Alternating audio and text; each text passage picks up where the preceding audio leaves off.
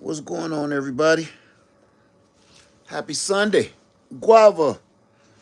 Guava. Lead Farmer 73 here. Get some lights on. Oh, I cut the switch off. What's going on, everybody? It's good to see y'all in here. I want to say before I get started, we need to take this a little bit more seriously. And you know, some people think that they taking everything seriously, and you may not be where you think you are. How's everybody doing? It's good to see you. I can't see y'all right. I ain't got my glasses. So I'm going to say, Guava, welcome everybody in. Welcome everybody. I can see Patient Saint. And I should have cut these lights on is what I should have did so I could see better. So let me see if I can try to see a little better here. What's going on? TLC, I can see you. What's going on, everybody? What's going on? Listen, I'm going to have to see.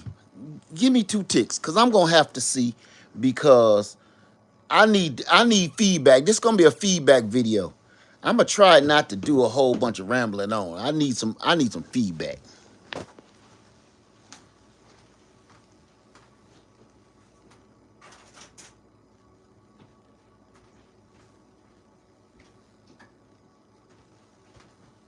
We're gonna get my sexy specs on.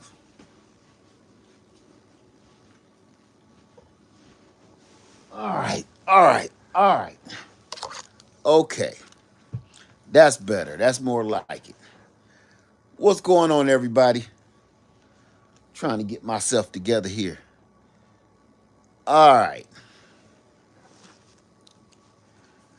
y'all, come on back in. Let me see who all was in here again. Let me put my glasses on. My biggins. All right. Unique's Garden. How you doing, Itzy?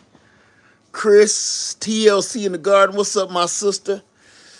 Who else we got in here? My Renaissance grandma, I knew you was gonna be in there somewhere. How you doing, my sister? Let me see. Pam, how you doing?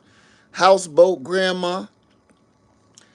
Michelle, how you doing? Tyrone. All right, all right. Hey, Golden Butterfly, how you doing?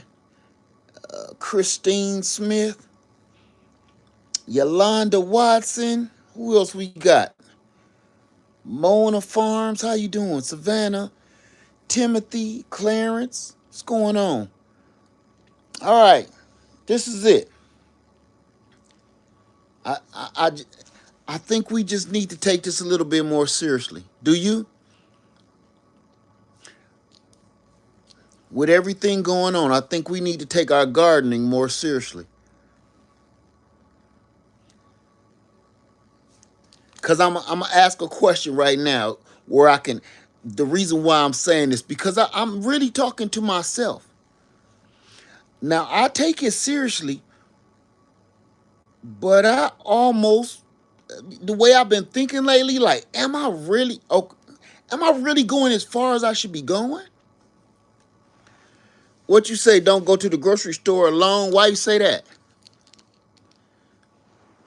Oh, who just said that? I I don't know your name. Don't go to the grocery store alone. Why do you say that?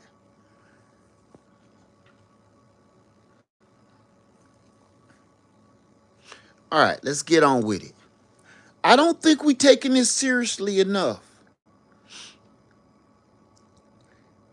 Man, let's see.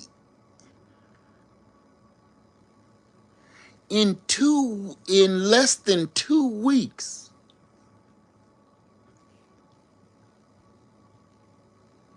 tens of millions of people won't have no food.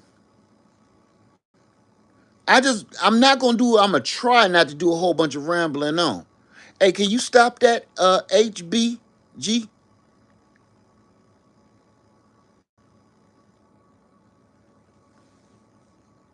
Thank you.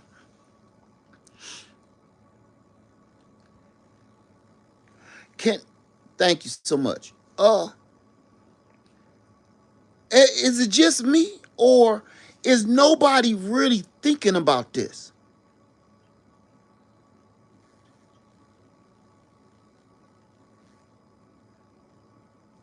Mona says I grow lettuce, tomatoes, and cucumbers indoors. That's excellent. Unica says I'm at a stage where I'm trying to think outside the box, like adding the 15 bean soup dried beans to my budget and seed survival kits. Okay. Pamela says it hasn't hit home yet. Said the house is crumbling down. This is why I'm asking this question. And this is why I want to have a conversation. I just don't want to rattle off. Because I'm going by my opinion. I'm going by my opinion and what I have been seeing in the few states that I've been traveling in frequently. It doesn't look like anybody is in a rush to do anything. Like I'm hearing conversation, and I know this doesn't mean anything, not necessarily. But when I'm in a store, I don't hear any conversations about anything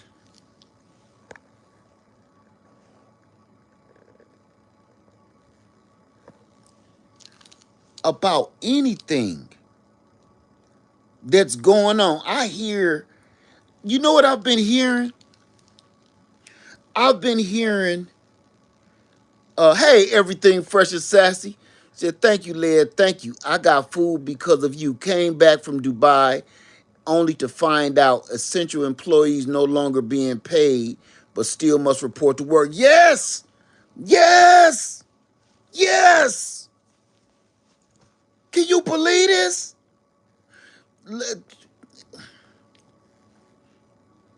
My sister, I don't think people get it.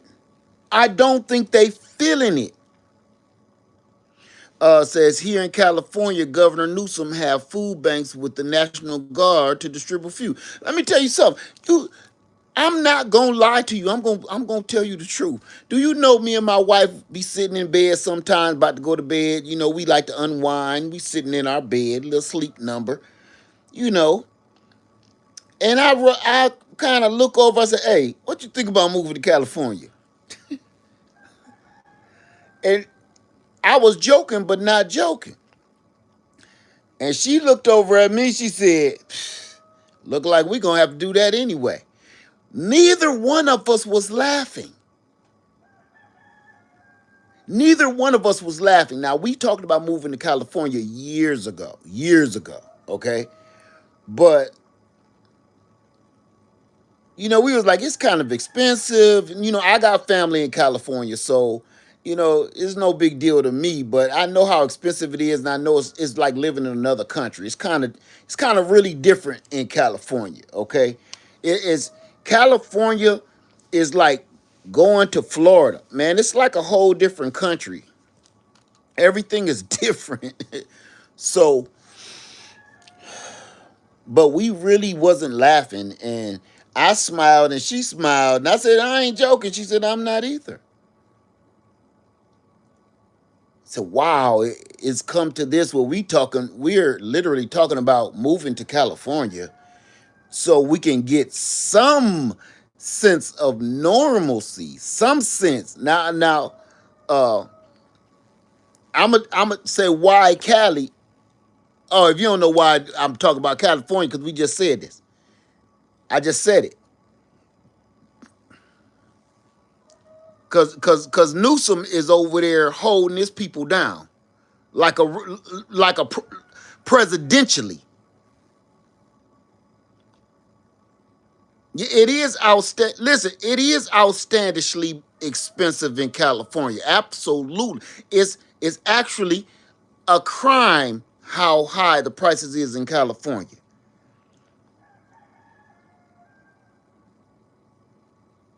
But they sure ain't worried about a whole bunch of nothing right now. We can't say it's the gangs running the place. because we all got that. We can't say the gas. Can't say that gas is expensive either. You can't knock them. You can't knock them right now. Look, they gas prices is high, but they got their jobs. At least they got jobs left to pay for the gas. So is it me? So I thought all the bad guys are in Cali. What does that mean? What bad guys? What do you mean by bad guys? I need, before y'all go to saying stuff like that, you got to explain yourself. Cause that might rub me the wrong way.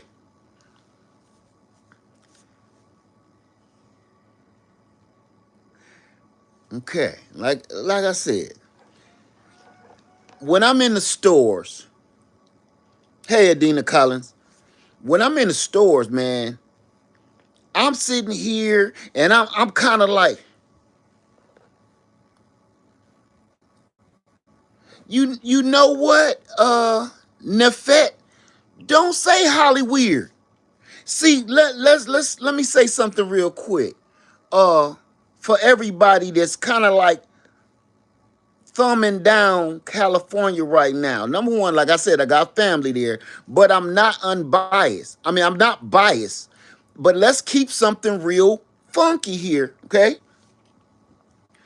Don't be wagging your finger at California no more. Yes, Hollywood is different. All these different little cities, LA and stuff, they do stuff different.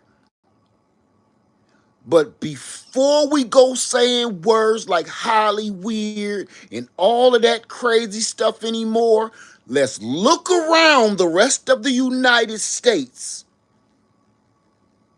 before we go looking at Hollywood weird and LA and Long Beach and Sacramento and San Bernardino. Before we start doing that bull crap again,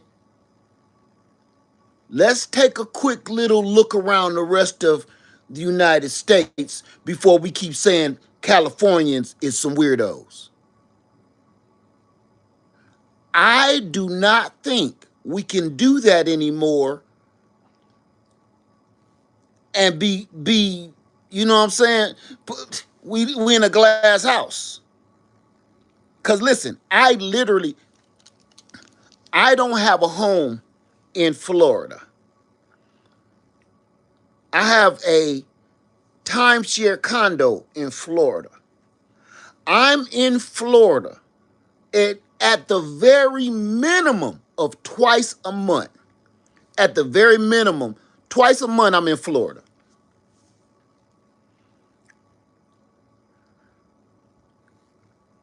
Florida is a different place, man. Don't say the hell with Florida. Now stop being disrespectful, Nep. I'm gonna have to let you go. Don't be disrespectful. Don't be disrespectful. Okay? I'm giving you a heads up. Please don't be disrespectful. Before Nep, where do you live at? What city and state? What state do you live in? What state do you live in? Because you throwing daggers, and I don't want to be disrespectful today. None of us. What city and state? Massachusetts.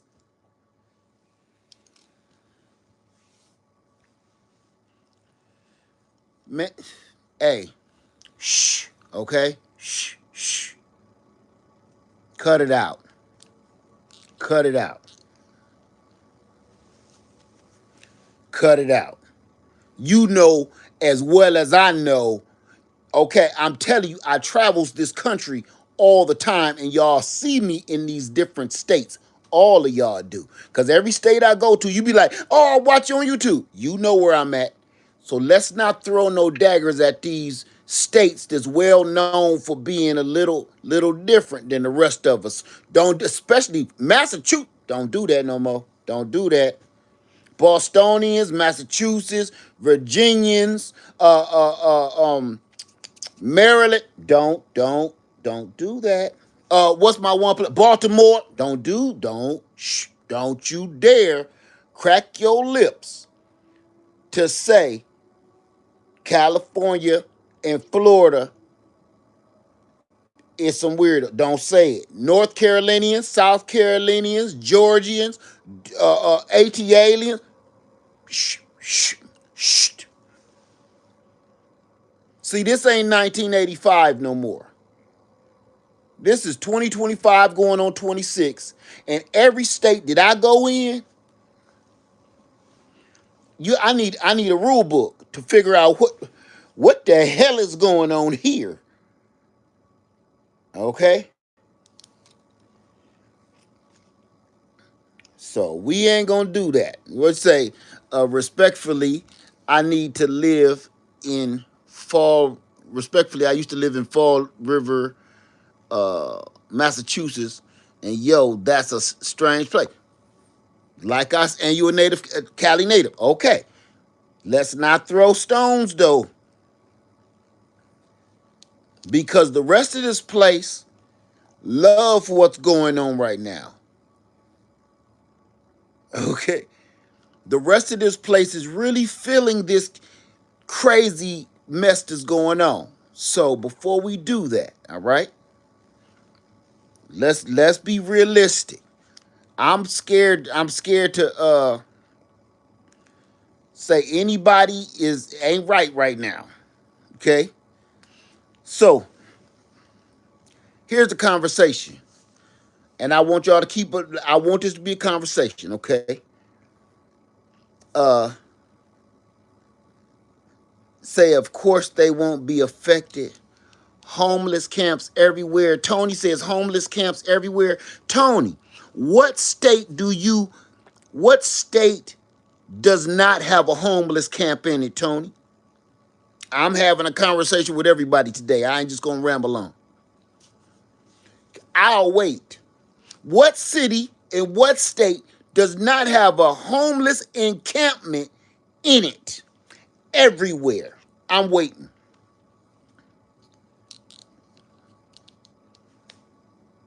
See, before we throw stones, let's be quiet.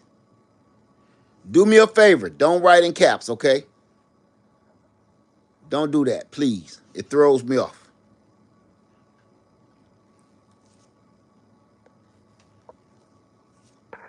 Hold on.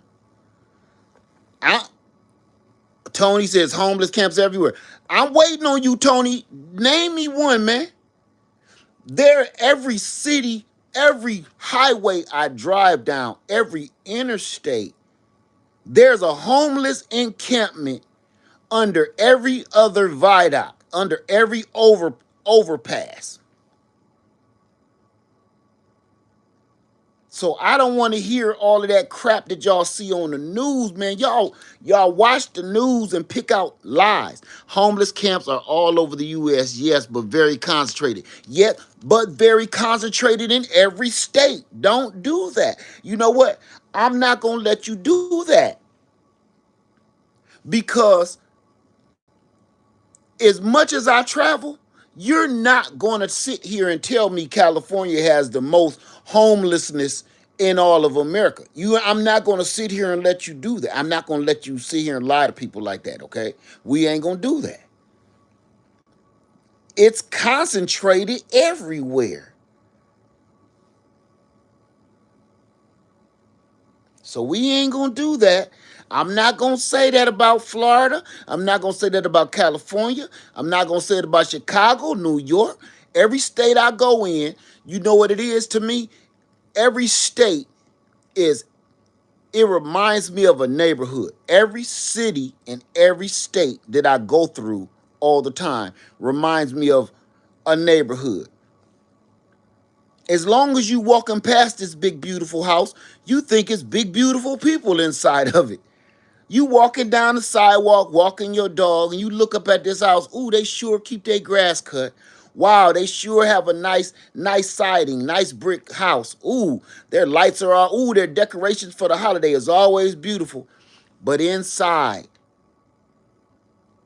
is the dirtiest, hoardingest, roach-filled, cat-filled, filth bag of a house you've ever seen.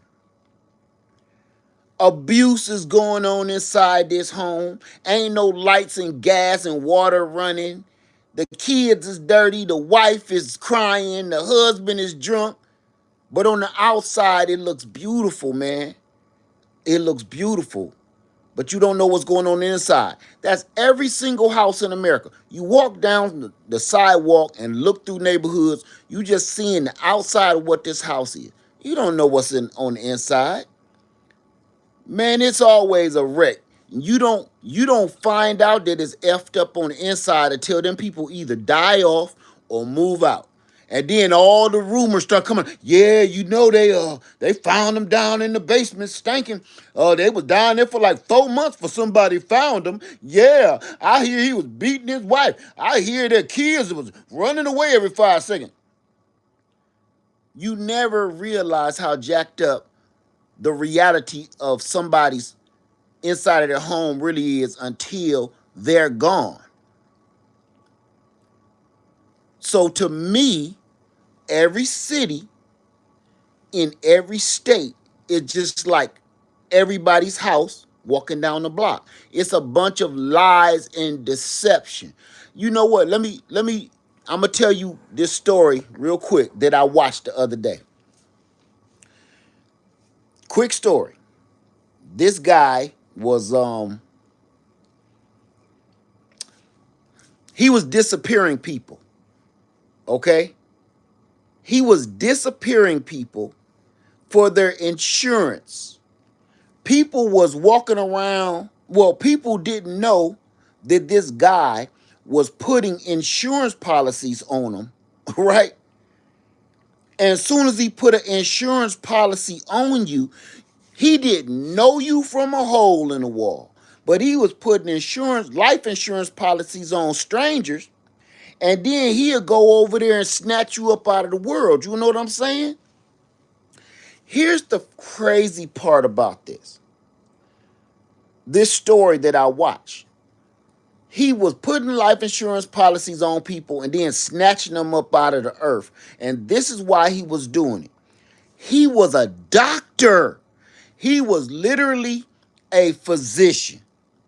He made all this money. He went through college, passed through medical school. He was a high-paid physician. The only thing is, the reality, he had a Ferrari on the outside of his big, beautiful home. When they finally found out that he was the one that was disappearing people for their life insurance policies, when they broke into the house with a search warrant, guess what was inside the house? Nothing. He had an old Walmart couch, a fold-up camping chair, a dining room table made out of damn milk crates, this big, gigantic, beautiful home, and a literal Ferrari in the driveway. They get in, and he's living like he's homeless. Why? Because he needed to keep up the facade. So he kept disappearing people and snatching their insurance policies because he had a gambling habit. He couldn't stay out of gentlemen clubs, making it rain with no money. And he was trying to keep up this facade. That's all of America, man. So this, when they asked him, what was your motive? What was your motive for getting rid of all these innocent people? They couldn't figure out who was snatching these people out of the world because this dude was random as hell. He was so random. My point is this. It's all fake. It's all a facade. And the only time you hear stuff on the news, they always talk about one place.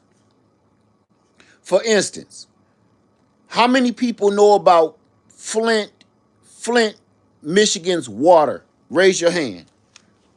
How many people know about Flint, Michigan's water? Raise your hand if you do.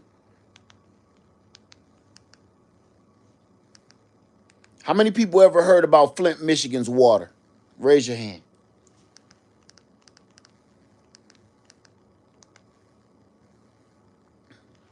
Okay.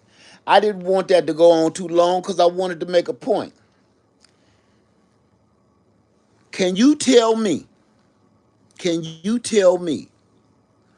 why on God's green earth do they always say when they talk about that water and the poisonous algae blooms making people sick and unaliving people, why do they always only say Flint, Michigan? Can anybody answer that? Because the water is still messed up. To this very day, the water in Flint, Michigan is still messed up. But why do they only mention Flint, Michigan? I'm waiting.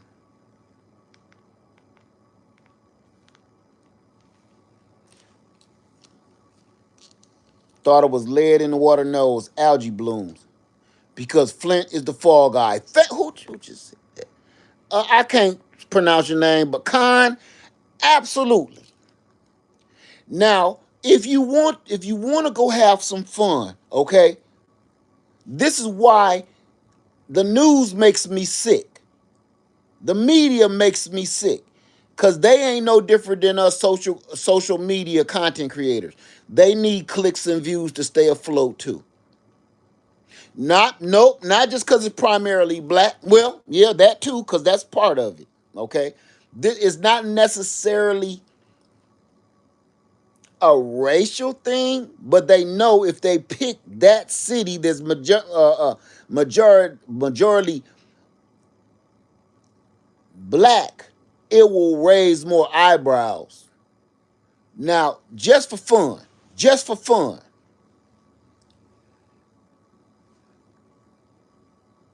name every city that's right next to Flint, Michigan that's drinking out of that same water.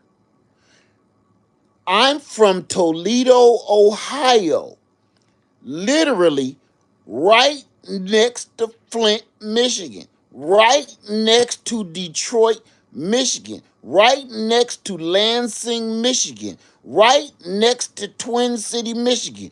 All of this stuff is wrapped right around.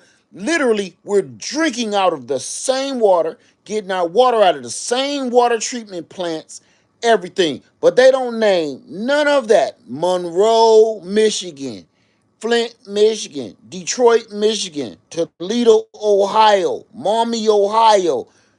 Why? Cincinnati, parts of Kentucky. We're literally drinking out of the same exact water. And if you really want to be realistic with it, we're all kind of like the same damn state. Because one minute you're in Ohio, the next minute you're in Michigan, the next minute you're in Kentucky, the next minute Chicago, you're right. We're literally all the same freaking thing. And people keep thinking because you say you from somewhere else, it makes a huge difference. No, it don't. My point of saying all of this is you can't say California has the most populated, concentrated homeless population. It's not. That's just who the media wants to focus on because everybody knows California. Everybody knows California. Babies know California. So if you say California, you're going to believe the media. It's not true. It's not true at all. You'll be surprised to see the most concentrated homeless population.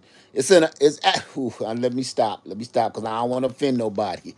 But y'all know where the real, true, most concentrated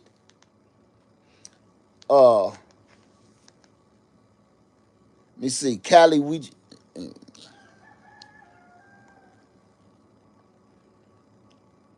Okay. So here we go. Ooh, there it goes. Sweet. Okay.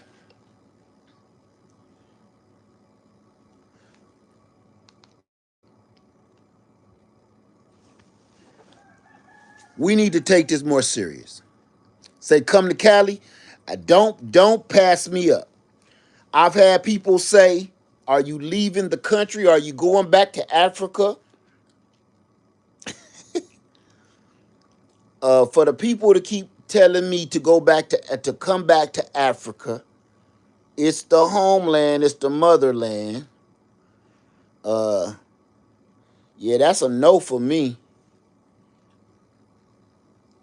And I'm not gonna get into that part, but everybody keep thinking that they are from there, and it tells me that you ain't doing your history enough. Everybody keep thinking now we're all from the motherland, but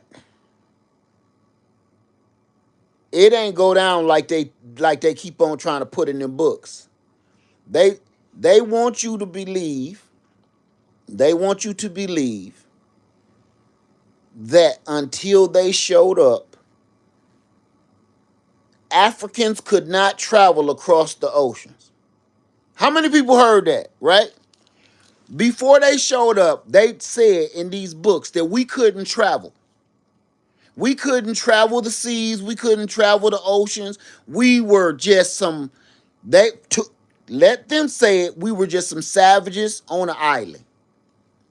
Zero technology, zero knowledge. We was just savages in the woods. That's what they said.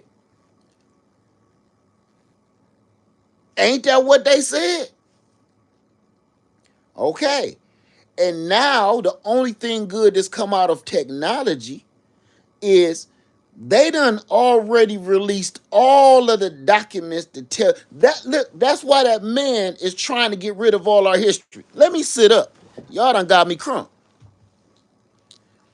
This is why it's so important for him to get rid of all the history books and all burn down all the libraries and stuff. Because now we know, but it's not enough of us speaking on it. Now they have found ancient artifacts of boats that was here made out of the same mahogany and ebony wood from the motherland that literally carbon dates back farther than when Columbo got here. That's what I'm gonna call him, Columbo. I'm not making this up. Go read for it yourself. Go read it yourself. And and when Columbo got off the boat and came up on this bad boy, who did he describe in his journals? Who did he describe? How did he describe the people that he saw? The same way they describe Jesus in the Bible. The same way they described Jesus in the Bible is when that man got off that boat, he described me. He didn't say nothing about fair hair. He didn't say that. Nothing. It was dark, melanated people with hair like wool again. So when we keep saying that we want to go back to the motherland, you might be selling yourself short because you were probably already here for hundreds of years before they even came along. I'm just saying. So everybody's like, you belong in Africa. We kind of all belong there. We all came from there. But you don't know exactly Just because you look like this don't mean that you came off one of them boats. You may have already been here and got caught up in the mess. Can I know we off on a tangent here, but I'm gonna throw one more little piece of knowledge that I've gained over time, and then we're gonna move on, okay? Okay. I know this is gonna be we're gonna go down conspiracy fact alley a little bit, okay? I want you to play with me for a minute. Conspiracy theory alley.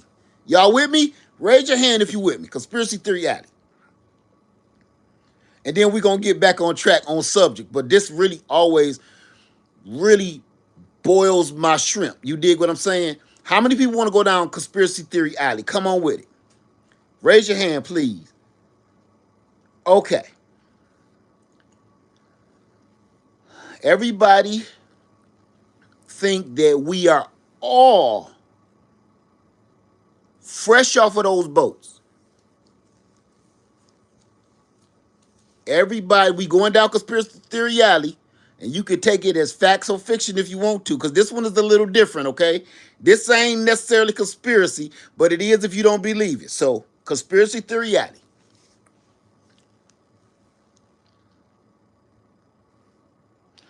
I want you to do me a favor. And I want you, with your common sense, to open your mind and be realistic with yourself.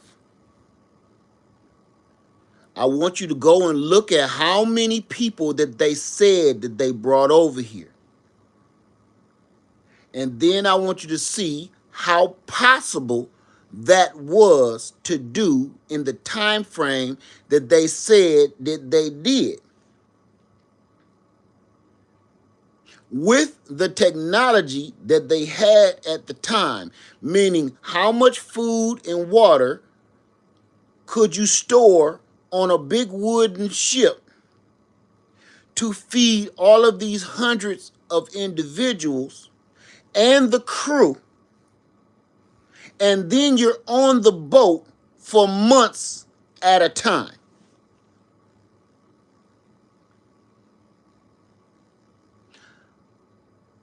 That's impossible.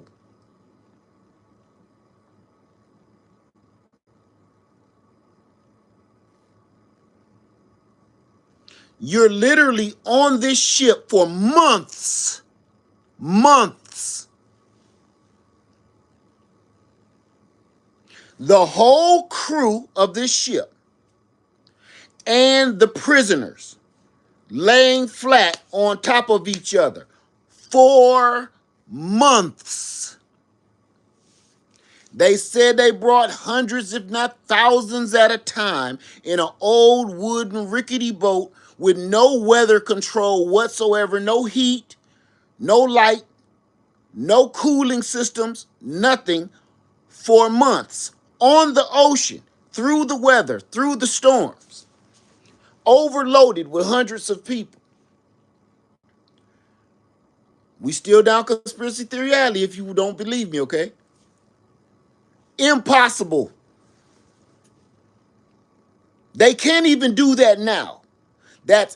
With the technology that they have now. Do you know how many millions of dollars you have to spend to build one of those cruise liners to bring that many people to a place without any problems? It costs millions of today's dollars.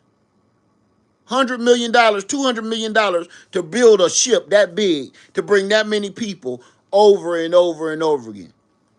Just say like a Carnival cruise ship, shipping people to one way. Okay. With the technology of building a whole bunch of boats that's being blown by the wind because they didn't have motors, they had wind sails guiding them, no climate control whatsoever on the boat, They can't carry that much food. They can't carry that much water. How are you feeding enough people that could even physically make it for months? Where's all this doo-doo going? Where's all this pee going? For months worth of doo-doo and pee. Months worth of food and water for the prisoners and the crew.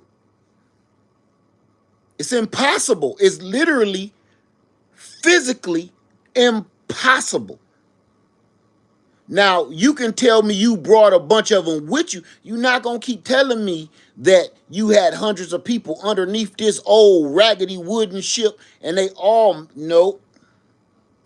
I'm going to tell you, this is why a lot of people's bloodline, when you go getting your cheek swabbed, you can't find your bloodline. When you go and talk to that little dude on PBS that pull up your lineage, you're not on the books. Your bloodline stopped somewhere in Illinois, Chicago, or something. You can't find your ancestors that came up on one of the shores or one of the bays on the coast because you was already here. It ain't that they lost your information.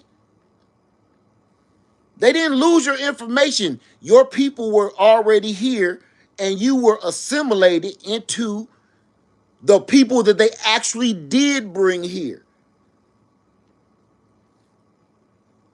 I do so much research and I read so much truth that it's like, listen, when you just stop, you can stop reading and use your common sense and think to yourself, they can't even do some of that crazy stuff to this very day. Why on God's green earth would you get off your boat and the first thing you describe is me and not a native? Fair skin, red skin, long hair, fair hair, you know, almost Asiatic eyes. Why wouldn't you describe that? When you got off when Columbo got off the boat, he described DMX.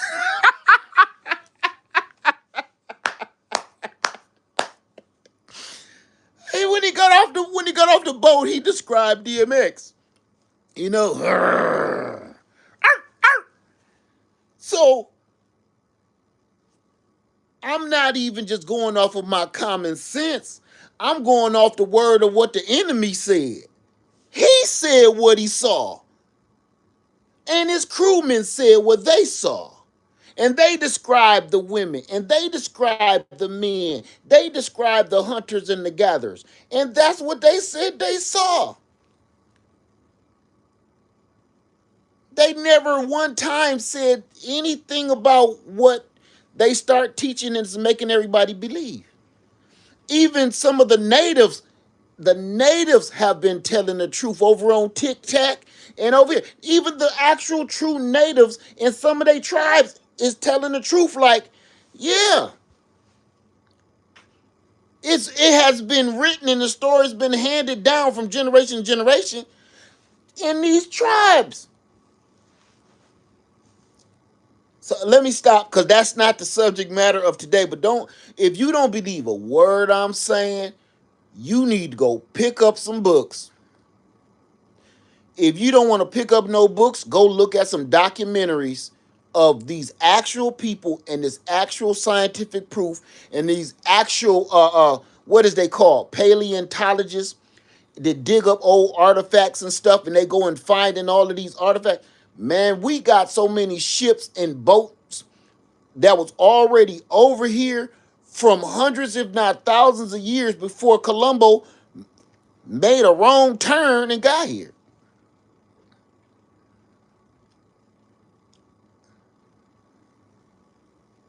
So, just go do your own research. I ain't no scientist. I ain't no teacher. I ain't nothing. I'm just a man that I don't read love novels with Fabio and them. I like to read some stuff that's telling me the truth or something that's going to teach me how to do something. Go read it. Go read it. Go read it. Okay? Don't even get me started on Egyptians either. I see somebody say what they say. Grand Canyon has Egyptian artifacts. Don't get me started on that either.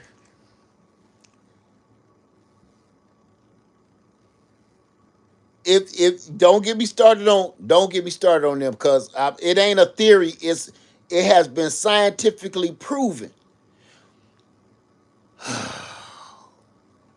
I'm gonna go here. I'm gonna go here. We off on a tangent now. Uh Gless, what's your name? Gless be honest. Let's be honest. Let's be honest. I ain't said you did. Okay. I'm not gonna tell you who told me this. Just let's go down conspiracy theory alley again, okay? We really ain't never came out.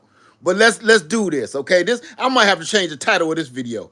Cause y'all done got me warmed up. I'm not gonna tell you who started this.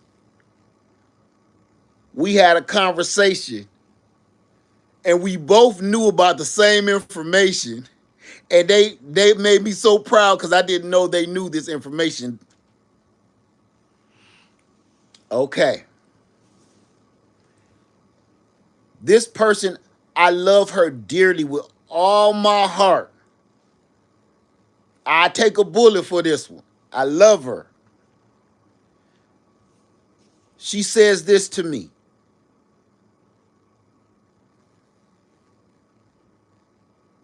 Why is it that I'm not going to name them, okay? The people in the sand. I'm going to say the people in the sand have to fully cover themselves from the sun. They have to cover themselves from the sun so much that they worship the garments that they wear. Where other people pretty much live in the desert too, ain't got to wear nothing. They don't be having on no shoes, no shirt, or nothing, Jesus.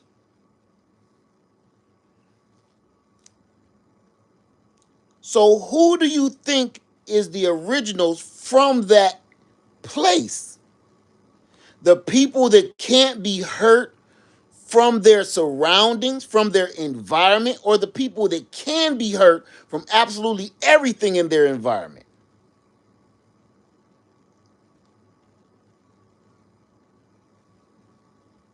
That melanin is a natural protectant for that environment.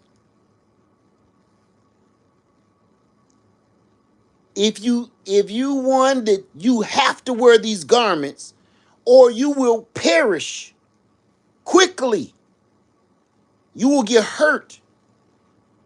Are you from this environment or not?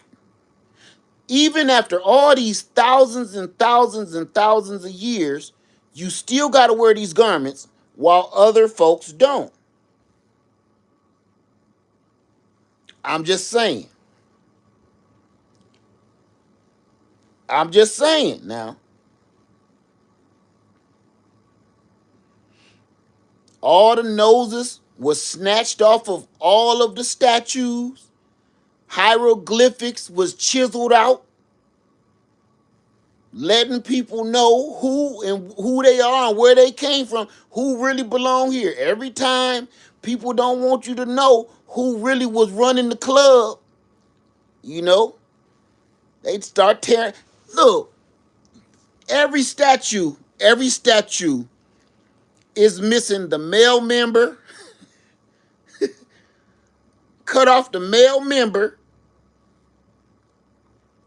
noses, cheekbones, lips,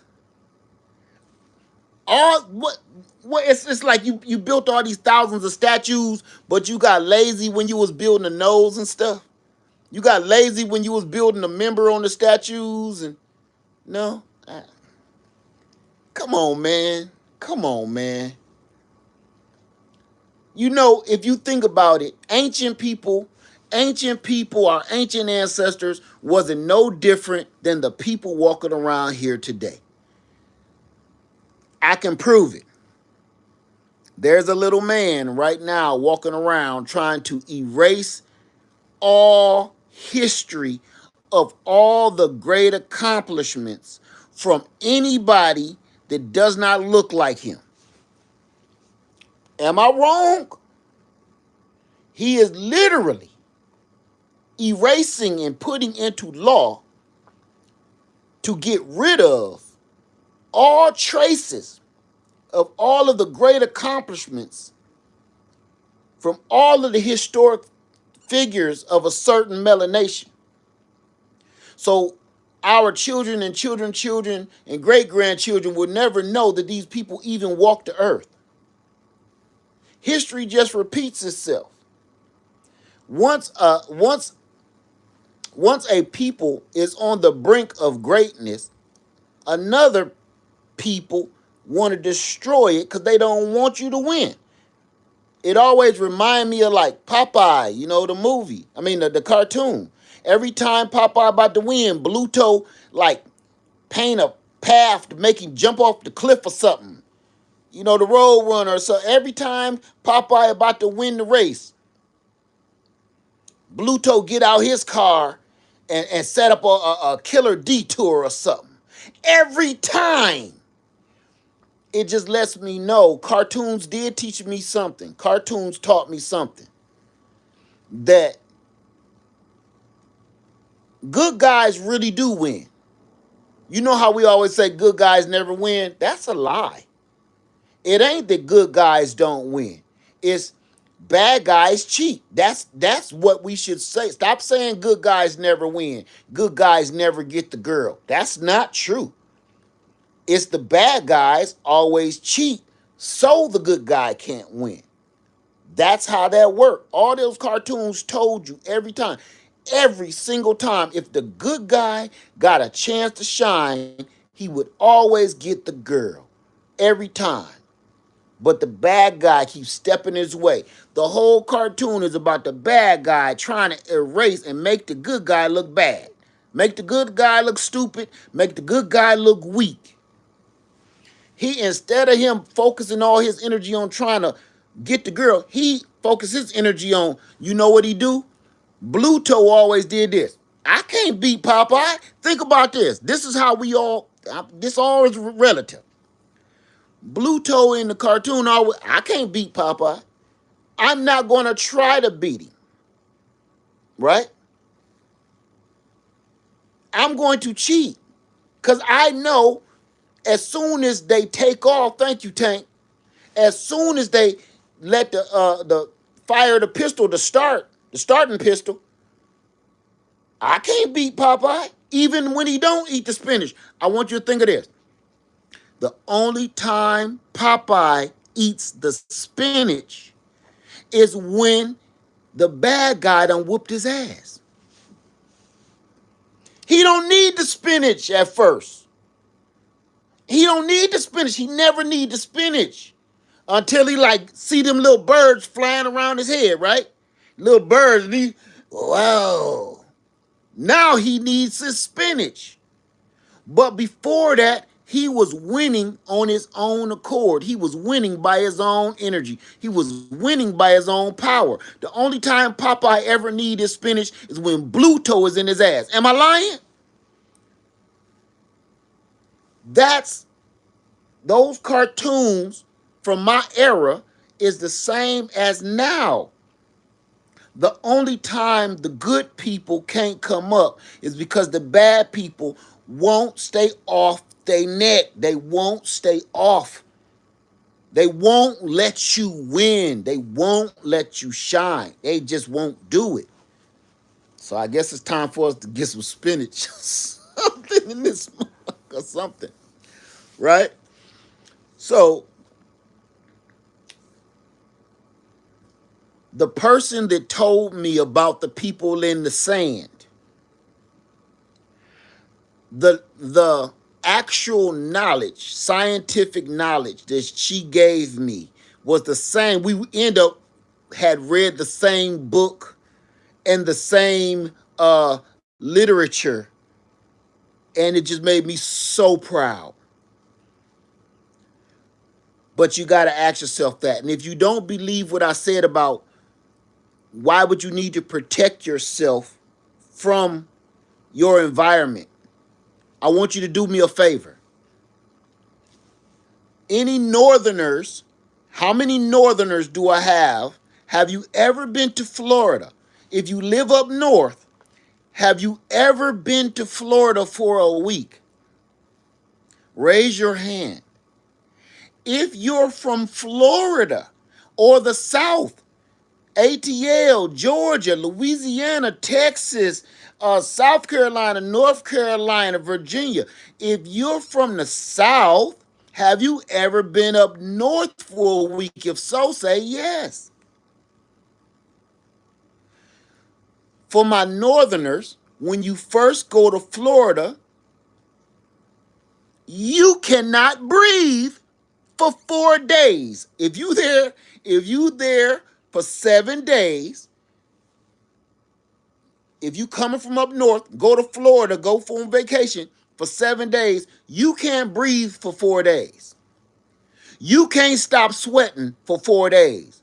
You really don't want to go out and see all the attractions because you can't bear the heat, the sun, the humidity, the whole ball, that cloud of humidity to stay around your head like a fish bowl. You feel like when you go to Florida, you need gills because you are literally, your genitals are sweating like you peed yourself. Every day you looking down. Hey, y'all want to go to that amusement park down the street? Yeah. Okay, you walk for about 20 minutes and look down and look like you totally peed your pants. It's not pee. It's like the commercial. May cause genital sweating. May cause genital sweating. What kind of medication is this? Florida is like one of the medicines you see on the commercial. May cause genital sweating. Your whole crotch. You walking through Florida, you know who ain't from Florida. You know who ain't from Florida. You know who visiting. You know who don't live in the South. That whole crotch area is toe up. Your armpits, around your shirt, around here, your back, and your crotch. Juicy got them going crazy. all of that's moisturized. Because you don't belong here. And if you were to move here, it's going to take years for you to acclimate. It might take a couple of lifetimes before you acclimate to Florida's weather, Georgia's weather, the Carolinas weather. You ain't gonna acclimate if you from Ohio, Chicago, New York, Boston. You ain't gonna make it. Ask me how I know. If you from the South and go to the North, you will probably say, I'll never do that again. Because it's the opposite for you. You will freeze your butt off for 9 months with cold that you cannot imagine or you can't describe with words. Your words, your vocabulary as a Southerner, your vocabulary does not go high. It does not have any Northern vocabulary words in it. You can't describe this kind of cold. Have you ever felt like you getting your nipples pierced every day, all day, for no reason? Like you are literally having your nipples pierced every day. It's so cold, your nipples are trying to contract so hard that they're hurting. Tell me I'm lying, I ain't. Have you, listen, men, gentlemen, it don't matter how well endowed you are or not. It doesn't matter if you're a shower or a grower. If you go up north and go to Chicago, go to Monroe Avenue by the Palmer House Hilton, stand on that corner by the alley, and let that wind come from around that dumpster coming off of the river. You will do a magic trick with your ding dong. You could be like, nothing up my sleeves. Poof, presto, it's gone, brother. It's gone. It's gone. If you have to pee, it's like a turtle head. It's going in your body. You didn't know you could do that. You didn't know that it really can think like that. When they say your little brain, think of what your little brain, it really must got a brain in it. Because it literally disappears inside your body.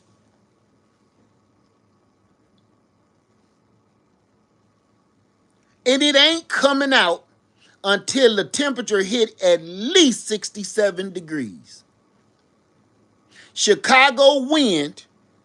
Y'all think the gangsters, y'all always talk about Chicago gangsters. Y'all don't need to be worried about them Chicago gangsters. You need to be worried about the Chicago wind, the Chicago cold, and people having fun ice skating and shit around the ice rink. You like, why are they doing this? Is this some kind of cult? They ice skating with blades under their feet on frozen water, and it's like 20 below zero, and the wind chill factor, it make it 30 below zero. Are these people, are they gonna jump into the volcano kind of people? Are they here to sacrifice themselves to their ice god? Because I don't understand ice skating. I've heard this before. Southerners will go up north and feel like you're gonna feel like that one movie where when that plane crashed. Y'all gonna be stuck at a red light in traffic up north, 0 degrees outside, wind chill factor kicking, and you gonna be like, listen, man, you gonna start thinking crazy. Listen, man, if we don't make it, man, just go ahead, man. You can take a bite out of me, dude. I'm not gonna make it, man. Just don't eat my face, man. Just leave my face alone, man. But take the rest of me and survive, dude. You telling your friend from the South, look, it's just a red light. It's all right. We just stuck in traffic. We gonna make it. But man, your heat isn't working. I got the heat on 100, man. The heat is all the way up. Oh my God. Man, look, here's my wallet. Tell my wife I love her, man. You can take a bite out of me, man. Stay alive, brother. Stay alive and tell my story, man.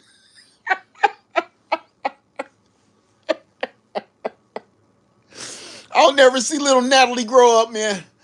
Oh, God, little Natalie, she's so beautiful, man. She has her mom's eyes, man. You got to smack him and pull him back together. Because he think riding your old Chevy Impala through Illinois, that's going to be the last thing he sees is that red light. I'm blacking out, man. Everything is turning dark, man. No, you just cold. What I'm trying to get to, you don't belong there. Every Southerner that I've seen go up north, most of them be like, I'll never go up there again. For anything. If my wife want to get married up there, we'll do it on Zoom or something. I'll marry you on Zoom. You said all your family want to see you up there and they all old, so they can't come down to the South. Watch us get married. We'll Zoom each other marriage. I'll never go back for anything. Hey, cuz, man. Hey, yeah. Man, look, I know you was up here visiting. Man, you left your wallet. Man, it's a gold Rolex watch up here. They said it's yours, man. You know what Julie said? Keep it. Keep all of it. No, when you come up here next time, man, I'll hold on to it until you get a Congratulations. It's yours. It's all you. It's all you, cuz. Yup, man, go ahead, rock that watch, man. Take a couple links out or put a couple links on because you got some big old wrists. Yeah. Yeah, keep my wedding ring too. No, I ain't coming back up there. Shit. So, I know for a fact the proof is right here in our face. When you just take a vacation from one side of the country to the other, you can't handle it. You can't handle it. So, what on God's green earth make you think that for hundreds of years, people got to stay wrapped up like a damn burrito because they can't handle the sun rays. They can't stand the heat. If that head wrap fall off one of them, they poof, turn into ashes. Now they be having, hey, you got to cover your whole face. That's the law. Everybody keep thinking that that's religious. No, it ain't. I know it ain't. That ain't religion. They say all the women must keep their face covered. All the men must keep their head covered. It's in the good word. It's in the good book. That ain't what that meant. That ain't what that meant. They telling you it's the law because if you take that head wrap off, you good as dead. Give you 45 minutes, you out of here. That's what they telling you. Telling you this ain't no joke. So I'm sorry we got off on this tangent, but somebody said they grew up in Alaska. uh, so this, if they getting rid of all of our books, we have to be the storytellers of facts. We have to go back to the old ways of being storytellers of facts and knowledge.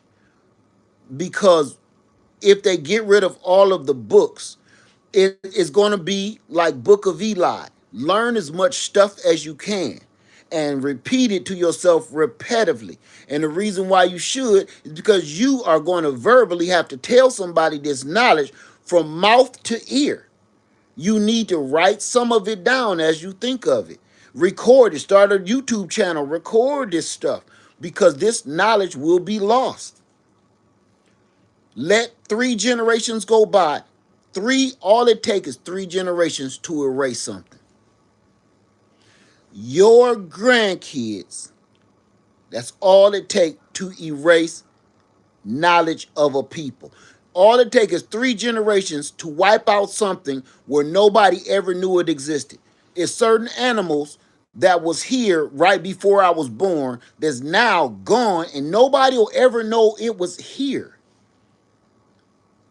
It only took 3 generations. 2 generations, really, with a lot of stuff I remember. But 3 generations, they'll erase animals, they'll erase knowledge, and they can erase people and the people's existence. You literally have to tell. Can I? Okay. Can I tell y'all one more thing? Can we stay in conspiracy theory? So before anybody get offended by anything I'm saying, this is conspiracy theory. So don't get offended. Okay? Believe it or not. Y'all, we gonna stay down in conspiracy theory for a minute. I'm gonna kick one more piece of this conversation that me and this woman had that I love so dearly.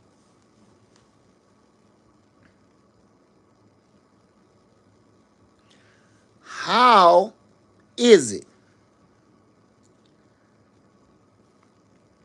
that you can't find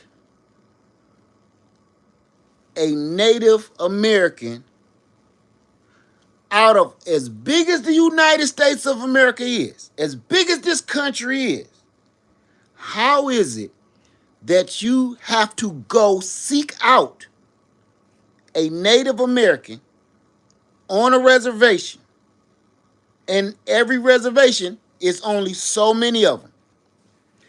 And the reservations are all spread out in little camps across the whole United States of America.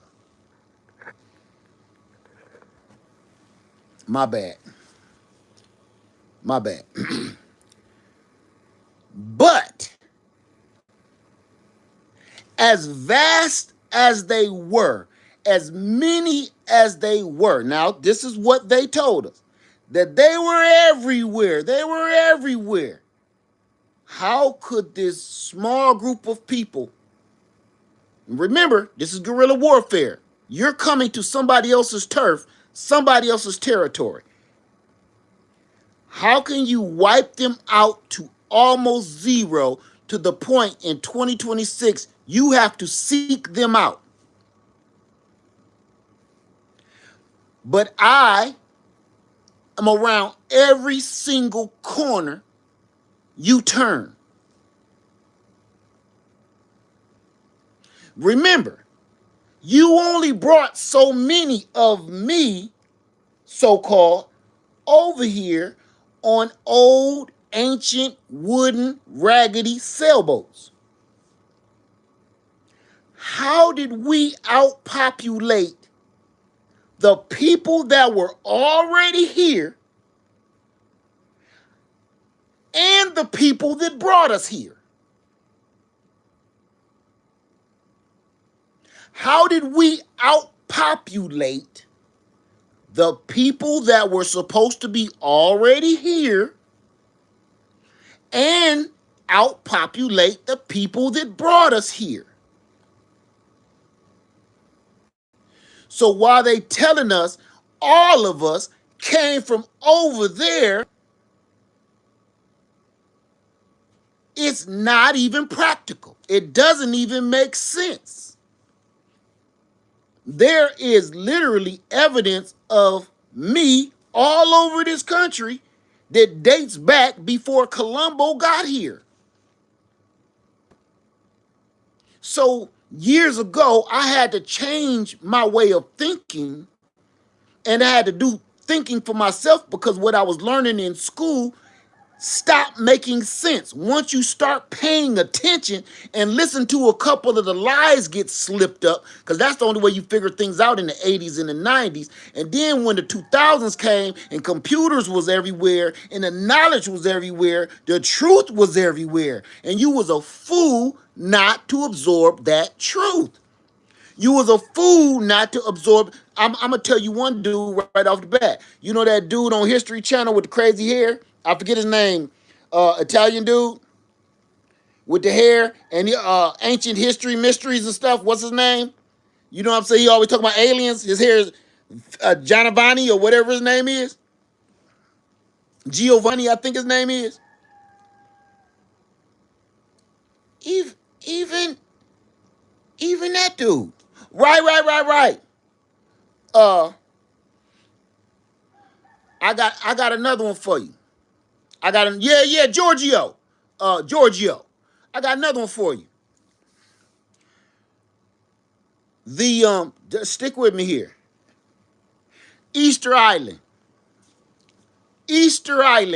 Remember those heads they found on Easter Island, and found out that there's some gigantic statues that's buried all the way up to their neck? Easter Island. Those Easter Island heads look like me.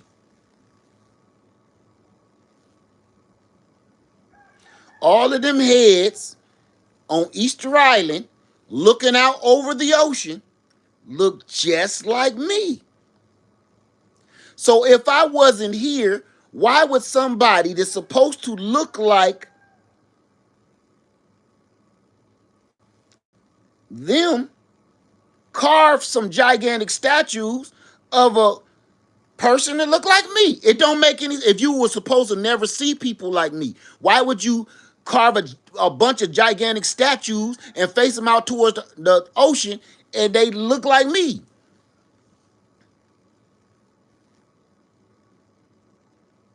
I just want to make it all make sense. It don't. Certain things was done on purpose. You want to know do you want to know why, and which was scientifically proven? Do you want to know why the Easter Island heads was just the heads was out? Why was just for years all they thought was these were just some big old statue heads. Why? Because they literally covered up history.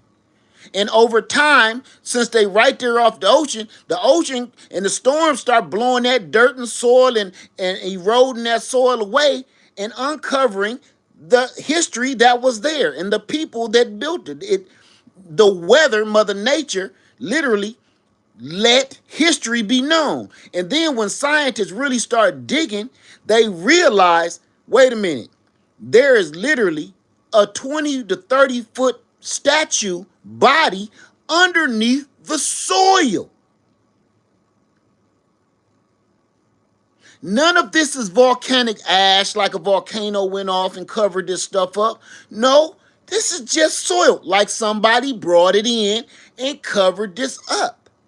Just like a bunch of these pyramids that they find, and they think that they're mountains or giant hills while you driving on your way down 75 south or 95 north. You think these hills and mountains on the side of us is just hills and mountains, but they're starting to uncover themselves with the erosion from the weather and starting to realize that's not a big old hill. That's a freaking pyramid. They keep finding them everywhere. It's pyramids everywhere. And then it's ancient people wrapped up in tissue paper inside of them. And they won't tell you what these ancient people look like. And they all supposed to be preserved, but they end up going into some secret museum and they don't tell you nothing else. They do tell you one thing. This looks like it was covered up on purpose. Mother Nature didn't do this. They got that pyramid in the Amazon. That big old pyramid they found in the Amazon. They thought it was just a mountain. It's just covered by so much vegetation. It's a pyramid smack dab in the middle, with all kind of ancient artifacts from kings and pharaohs but this is knowledge that just ain't on the news every day. This is knowledge that's not being shared. This is stuff this is why that man got rid of PBS. Because that's where you get this real knowledge from, off of PBS. That's why PBS was so boring. Didn't nobody want to hear the truth. Every single day, they uncovering more truth, but it's not widely spread. You got to go just like hip hop. You got to go to the underground scene. You got to go to the underground circuit to get the real hip hop. It's no different. To get the real knowledge and the real facts, you got to dig deep. You got to go to the places where people don't like to go, like PBS. Out of all the channels on the planet Earth, you should have got rid of Fox. You didn't get rid of Fox. You got rid of PBS? You literally signed some paperwork, executive order, presidential, to get rid of Children's Channel. Come on, man. Come on, it don't even make no sense. You didn't get rid of ESPN or nothing. You got rid of PBS, Public Broadcasting Station. Brought to you by Nabisco. We're funded by viewers like you. Right? I'm going to stop. We need to stop. We need to come out of conspiracy theory, y'all. We've been in here too long. This is bad. Okay? This was bad. I didn't want to go this deep. But I don't know what led us down this way. Trying to prove the facts from the fiction. That's what led us this way. But it's the truth.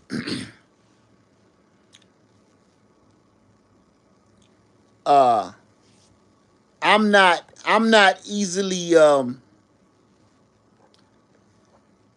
I'm not easily persuaded with the bullshittery. I just want to put that on your mind because me and this beautiful young lady had this conversation. And it was deep and it was intense. And this conversation was not just factual, not just from knowledge written and read. This was also common sense. How on God's green earth? You wanna hear something else that was spoken? Want to hear something else that was spoken in our conversation? And then I'm gonna stop because I know you.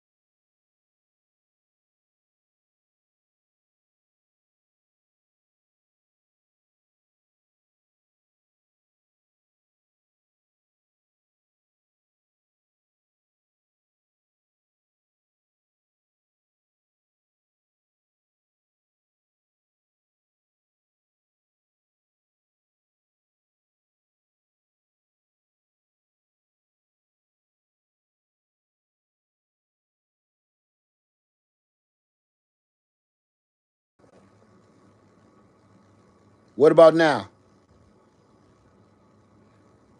Damn.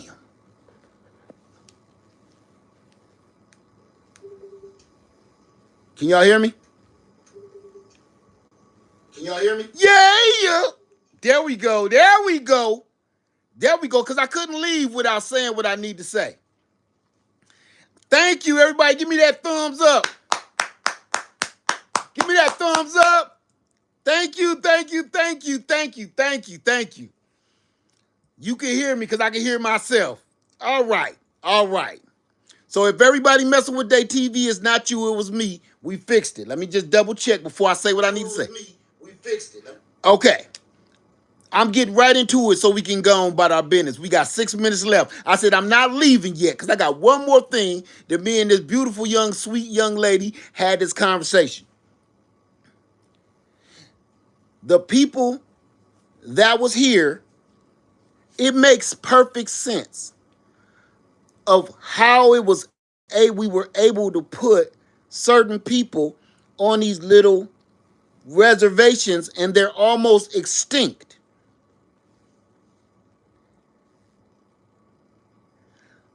There are two people.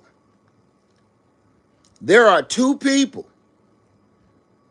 that everywhere you look, you see them. You see them. Can you guess who they were, who they are? No matter where you go in America, everywhere you go, you see these two ethnicities, if you will.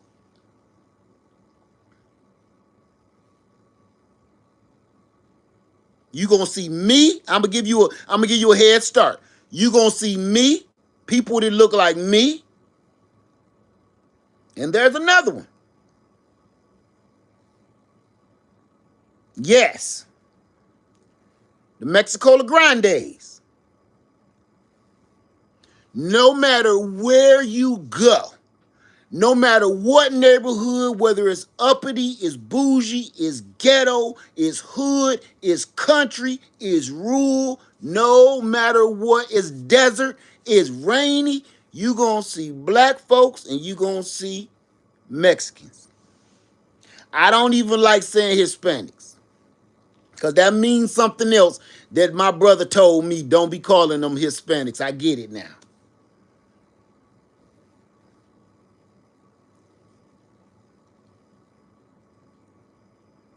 Okay.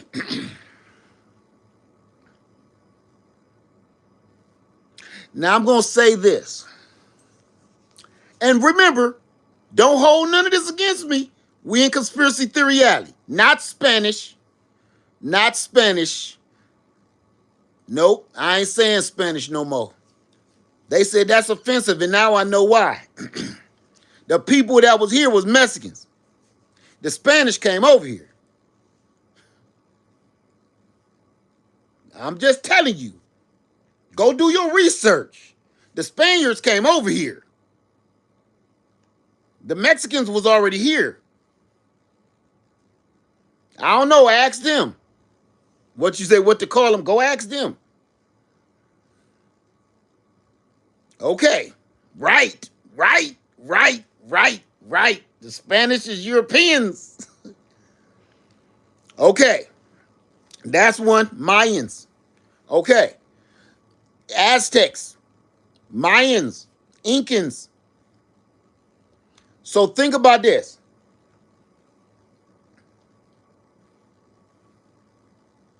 You couldn't get rid of them, even though you tricked them into and pushed them all down into Mexico. You pushed them all down into Mexico. How is it that you pushed a whole nation of people down into Mexico, but they still here? Everywhere. Everywhere, no matter where you go. You can't get rid of all of them. No matter where you go, you see us. No matter where you go, you see them. Because that's because they was already there. Everything on that whole side of the map is named after them. Everything. They didn't change the names over there. San Bernardino, San Francisco. They didn't even change the name. Mexico, Arizona. This is conspiracy. Los Angeles, right? El Paso. We gone Los Angeles. Los Angeles. California. Nevada. Right? Okay. The Alamo. But listen, now you've seen this as I've seen this because I have these blood ties in my family.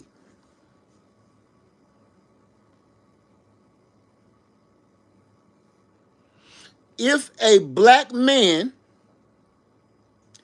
and a Mexican woman marry and have a child, you see I threw married in there because I wanted to be right.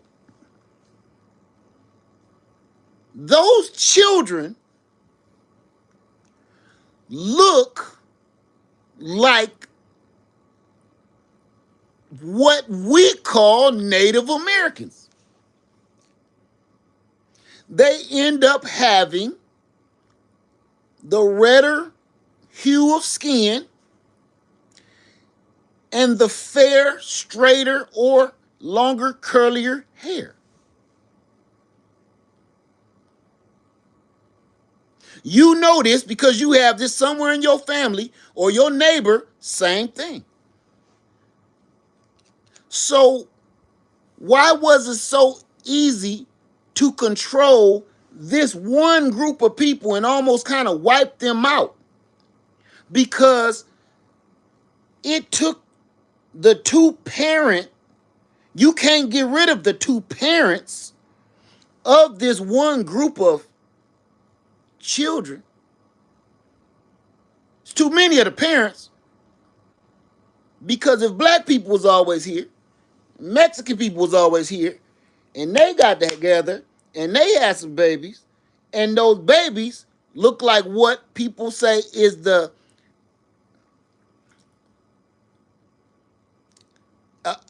American Indian.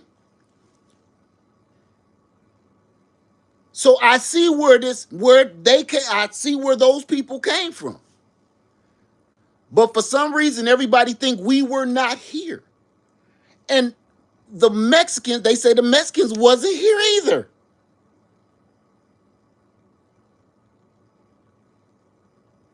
Who built all these pyramids? The Asians was here too, yes. Yes.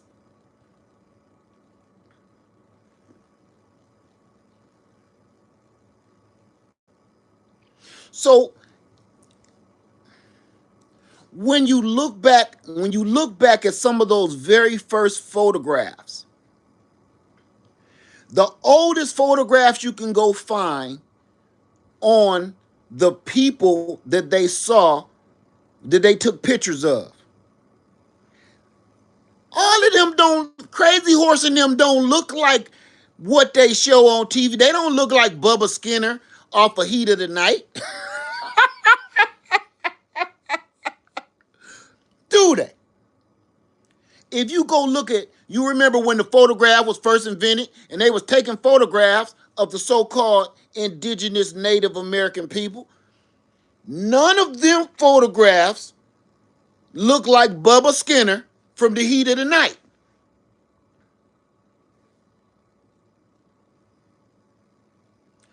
All of those ancient pictures and those ancient artifacts, those ancient photos look like me. Even the hair. They didn't realize when they was taking those ancient photos way back then that what you're really doing is leaving evidence of truth for the future generations. So I don't want to keep going, but I'm just saying if you do your DNA and you do your genealogy, you start to see a pattern. I have family members that's mixed. I have family members that's black and Mexican. And I have some family members that's black and white. And every time those two genealogies mix together, the outcome is almost always the same. Am I wrong? Now this is the conversation. Am I wrong? When a black person and a Mexican person, or like a black and a Brazil, I'm talking about darkly melanated black man and a Mexican or Brazilian woman, or vice versa, have a child, that child always looks like what they call a Native American. Am I wrong? I'm here to be corrected, because that's not factual to me. That's just from experience. So that's not a scientific fact. That's just experience from what I've seen all of my nieces and nephews and cousins turn out to look like. And to this very day, they absolutely think that they always think they Native American. They ain't Native American. They daddy black and hood, and they mama is Mexican. They always like, where you from? Where you from, girl? Man, get off my niece. She ain't from nowhere. She from here. Because she look like what they describe as the Native American. Nope, black and Mexican. So there's been a big giant whitewash of history right there. And they really want to make it something that is not. And it's so evident that we can prove it today by literally having a child. It's literally that simple. Having a child will spit out the truth of who was whom.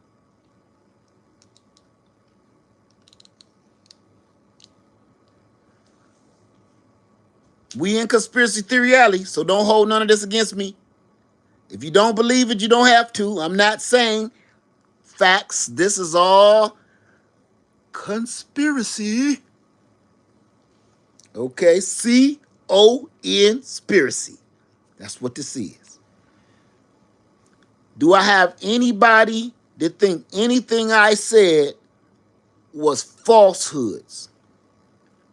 And I just want to hear your take.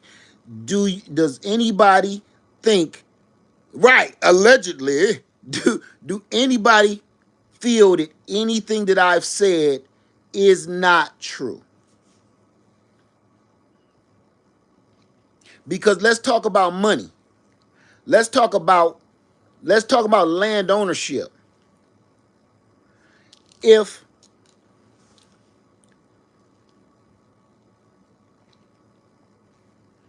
If I wanted your money, let's get this.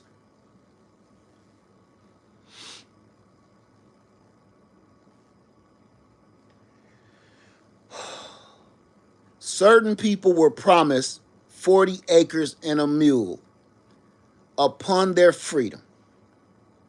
Am I right or am I wrong? A certain people was promised 40 acres and a mule upon their freedom. Am I right or am I wrong? Okay.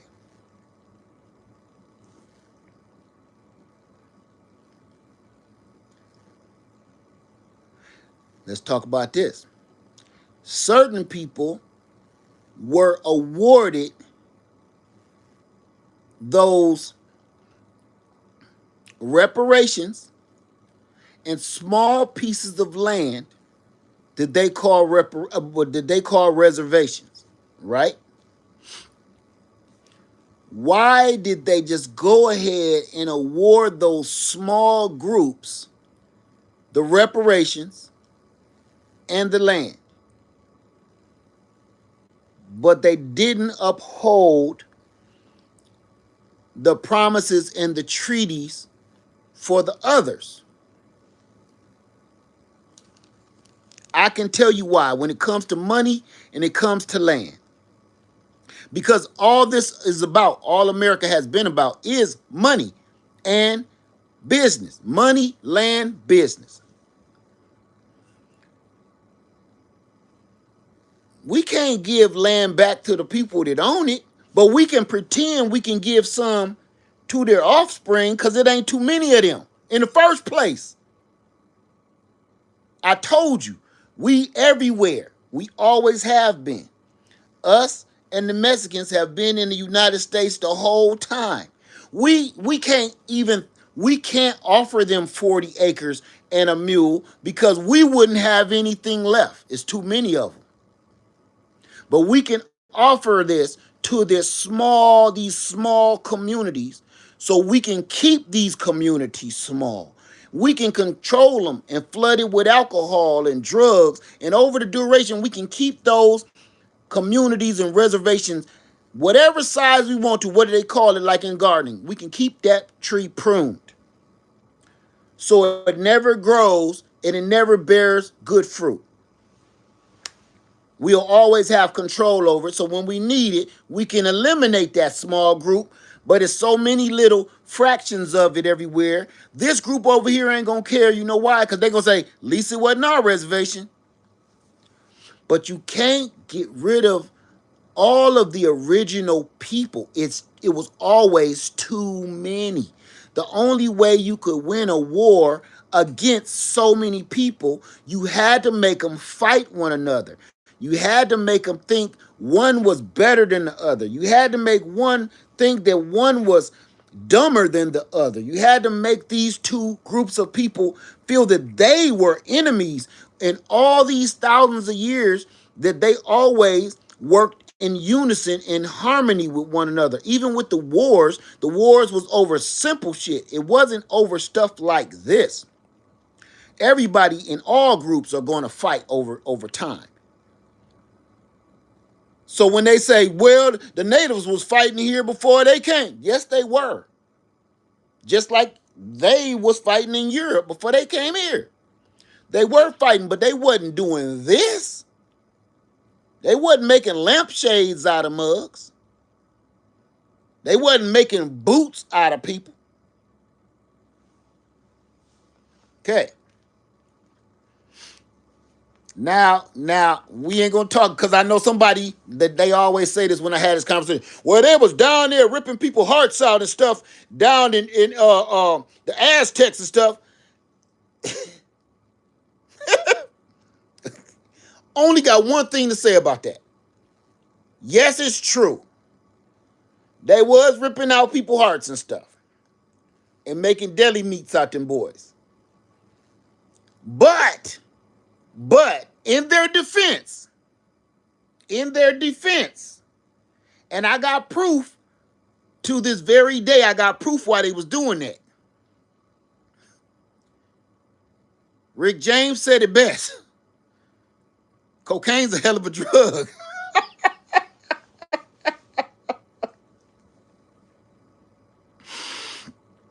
Cocaine's a hell of a drug.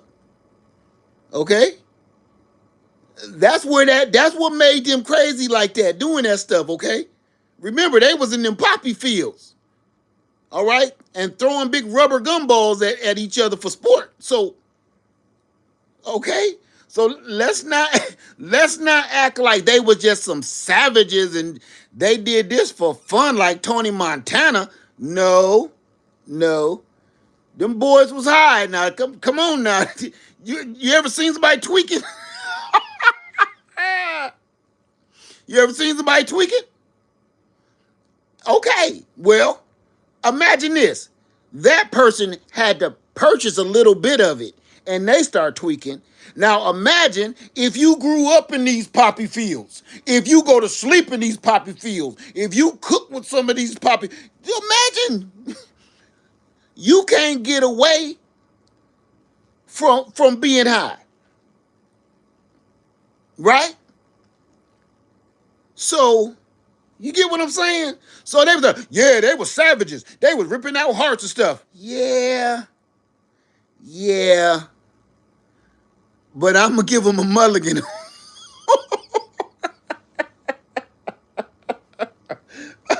I'm going to give them a mulligan on that one, okay? Because if any of us grew up in poppy fields like that, ain't no telling what we was liable to be doing, okay? So you get high on accident. You supposed to be out there harvesting, and while you touching this stuff, you out there like Time keeps on slipping, slipping, slipping into the future. So I'm gonna give them a mulligan on that one. All right, they can get a pass on that. Yes, it was gruesome, but it wasn't like you look. You don't build a civilization that great with those kind of pyramids in the Amazon and stuff. You don't build that while you high, okay? You can't do that. Now, you can work that fast, but it's going to be a mess, okay? Them pyramids are still standing to this very day, hundreds of thousands of years later. That's before they found the poppy fields. So you know what I'm saying? I'm going to give them a mulligan. They messed around and found them, the poppy fields, and they got to skipping through the tulips, and next thing you know, hey, bring them up here all the way up to the, look how crazy, look how high they was. Bring them 4,000 steps to the top, just so you can take that heart up out of them. I'm going to take the heart out of you too, because you had to stop and take a break 3 different times. You got to go. So I'm going to give them a pass. You built this big old giant pyramid, and these big old giant steps, and there's a billion steps, and this thing as high as the Eiffel Tower, and you mean to tell me you was this smart, but you didn't build no elevator?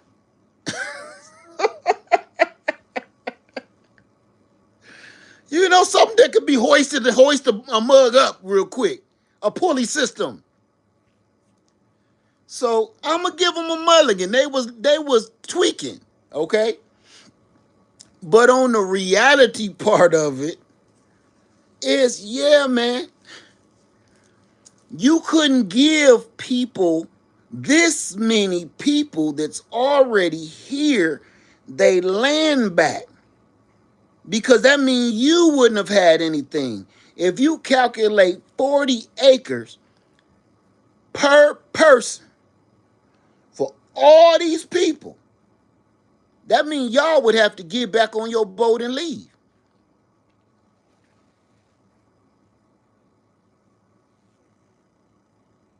Think about it.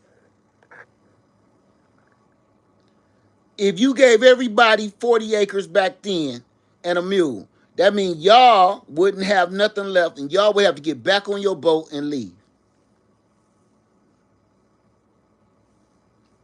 Because there wouldn't be nothing left. Because that many people were already here. That's neither here nor there. Let's leave that alone. Let's leave that alone, y'all. Because I could go all day with this. With the knowledge that I've discovered over time, the things that they told us was supposed to make sense, all you got to do is stop and think about it. It does not make sense. None of it does. None of it. It doesn't make common, practical sense. Okay?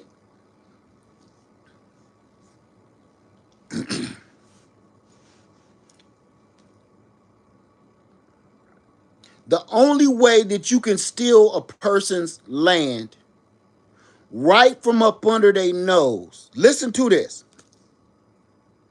And we've seen this. Now I'm going to fast forward this to updated Crime Watch TV. Okay?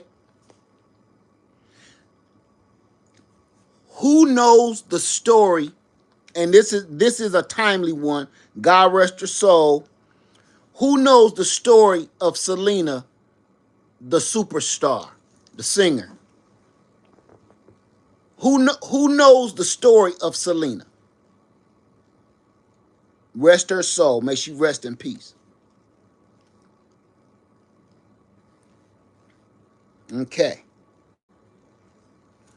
How do you infiltrate? I'm using her because this is a perfect conversation for her and her situation and her people. How do you infiltrate a super mega star that big when you yourself are nobody? How do you take down the biggest superstar of the time and destroy her, and nobody even knows or think you're capable of doing such a heinous thing. How do you do it?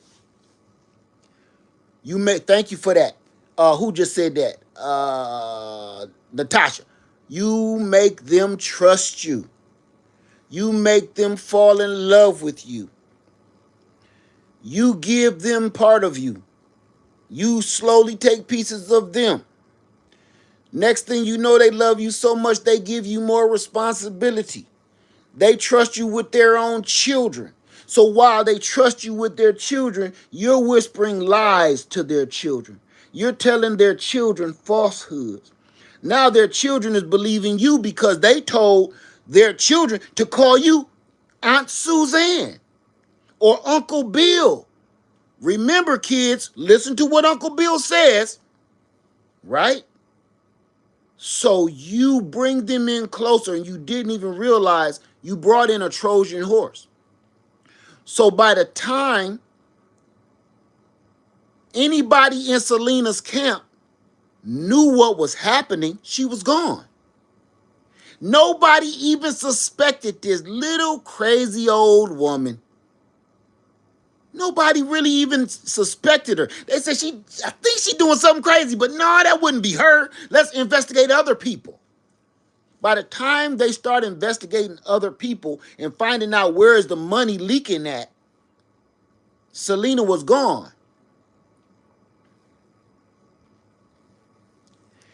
That's how you take somebody's socks without taking off their shoes.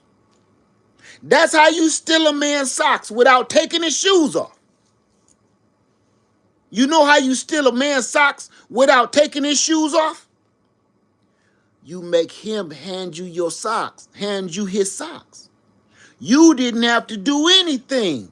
That's how you steal a man's socks without taking his shoes off. You make him do it and hand them to you gladly. That's how this country was taken. And that's how it's being taken again. You're stealing it right in front of you. That's like somebody, I'm staring you in your eye like this, look. And I reach out, I put my hand in your purse. I'm staring you dead in your eye. You looking at me like you sure is looking crazy. I know, ain't I? I sure am. Look at my eye, boy. I got the crazy eye. Take your wallet and your money and put it in my pocket. You so focused on what the hell is he doing with his eyeballs? Why he acting so dumb? What? You gonna see me put my hand in my pocket like that? You like, hey, what you doing with my money? It's too late. It's too late. You were so focused on me looking at you like this. You don't care about this hand. You just kind of cringe like, long as he don't touch me, but I'm going right in your purse. That's how land is stolen now. If you ain't on your P's and Q's, somebody is always looking up deeds and addresses so they can finagle something and print out a fake copy of your deed in your land to steal your land from right up under you. Nothing different has happened here. Nothing. They found out some people love this whiskey that they brought over. Like, did you see? Let's I know this is gonna be a little gruesome, but stick with me, okay? Remember, this is conspiracy theory alley. I guess that's what we're gonna call this episode today. Because all this been just speculation, okay? Conspiracy theory alley.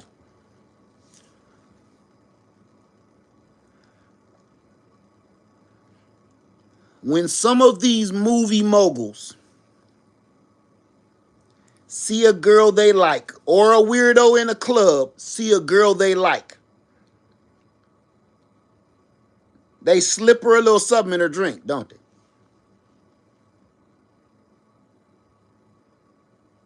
They slip her a little MIC. Okay? I'm not going to spell the rest. All right. You know why people start slipping people them? It's because they figured out, oh, this make it so I can take full advantage of you. So why on God's green earth do you think this just started happening? No, once they figured out, hey, whiskey make them act real crazy. We got any more? Bring me a bottle of the good stuff off the ship. Give it to Dancing with Wolves and let's see how he gonna act. He the chief. Give it to Dancing with Wolves. Here, Dancing with Wolves, drink that. Next thing you know, Dancing with Wolves is acting a fool. And you're like, damn, while he tripping, hey, get him to sign this.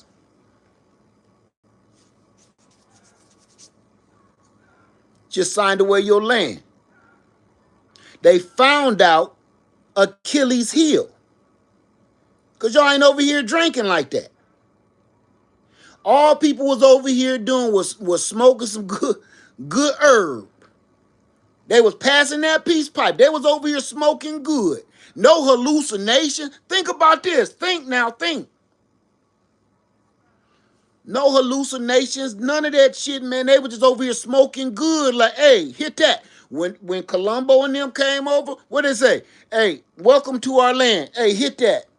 Don't inhale too hard. All right? This is my own personal. I grew this right up behind that tree right there. Go on, hit that. They were just smoking good. They wasn't over here drinking nothing. But when they brought that old bathtub liquor up out the bottom of that ship, I need you to understand how it affected people. If you ain't never had this before, you see how it's going to have you tripping and tweaking? So imagine this. People over here ain't never had the smallpox and the black plague and shit. So when you come over, y'all already sick. See, y'all got it already, all, you know. So once you find out, wow, the smallpox and stuff wiped these people out faster than it even wiped us out. Because we almost immune, because we was born with smallpox in us. That's just how we get out. But wow. One little napkin can wipe out this whole tribe? Biological warfare. They started figuring out weaknesses. That fire water make them crazy. These diseases that's common to us wipes them all out. It just don't have them coughing up a little bit of blood. No. It wipes them all out. Like Black Flag. Because they ain't used to that. Because the air and everything over here is so crisp and clean and fresh. Drinking out of the fresh rivers and streams where the people that came over here was drinking out of sewage. Think now. I'm being factual. We in conspiracy theoryality, but I'm being factual now, okay? My conspiracies be having facts in them. So I want you to listen. If you drink doo-doo water for so long, after a while, your guts is going to be used to drinking doo-doo water. When you go into other countries, even to this very day, like India or something like that, no offense to India, but y'all know y'all water ain't right. They be all bathing in that same lake. Y'all know what I'm talking about. And then they bury some of they dead in that same lake. And then they go wash up in that same lake. And then they go get some of the water they gonna cook with in that same lake. Y'all know I'm not lying. And y'all have seen the videos of it. Okay, I ain't talking about on TikTok. I'm talking about documentaries. They do everything in groups in that same lake. They ain't gonna come to America and get sick when they go to the South and drink the water. They ain't gonna go to Mexico and get sick and drink the water. Nah, they got rock gut. They've been drinking doo-doo since birth. That doo-doo water? No. Have you ever seen Slumdog Millionaire?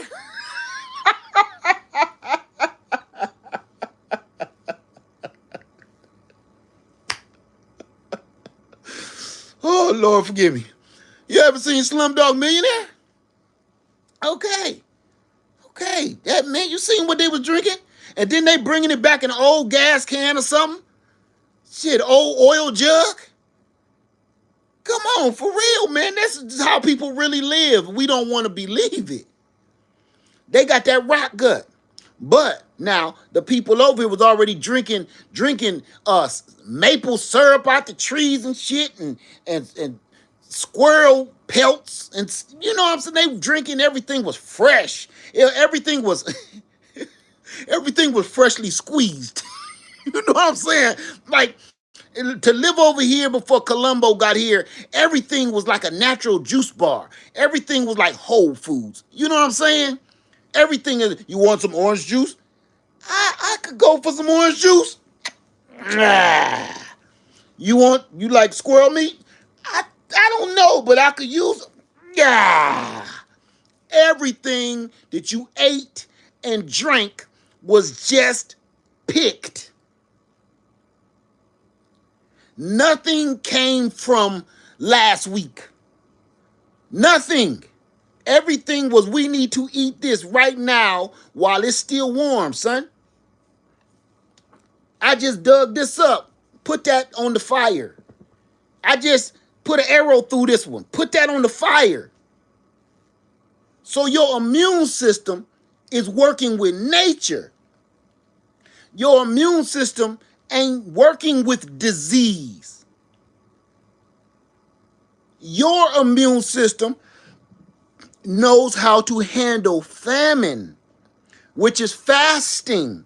Because between your hunts and between your gathering, you had to naturally fast. So your DNA makeup is used to this, your body going through these things without a problem.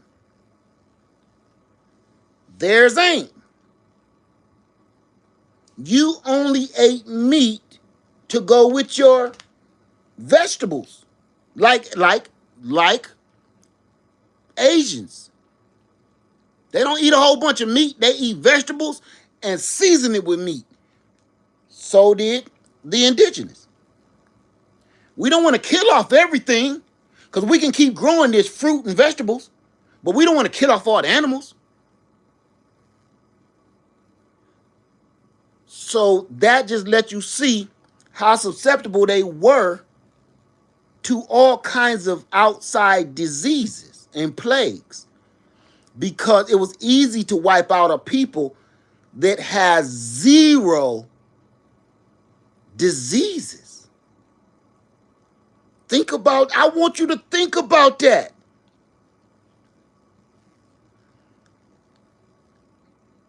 It was so easy to get rid of them people just by bringing some of your you wiped your butt with your handkerchief and then say, hey, smell that.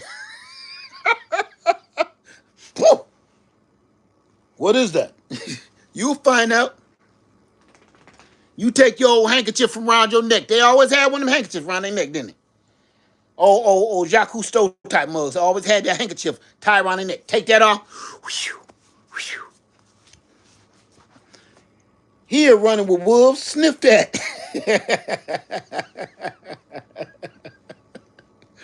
Here wrestles with bears. Hold on to that for me.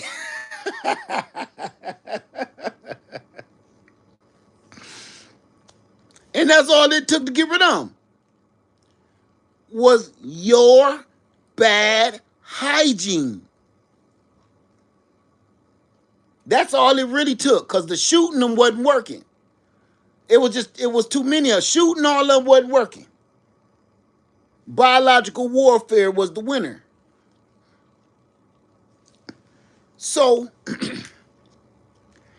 my whole point of, I guess ain't no real point to none of this. I'm just telling you things that I've read about and knowledge that I've gained.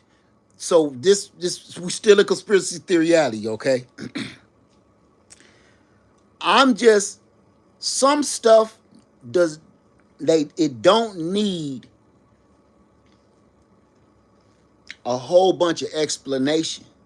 Sometime if you just shut up and stop listening to the noise around you And just really think about how much good damn sense do that make.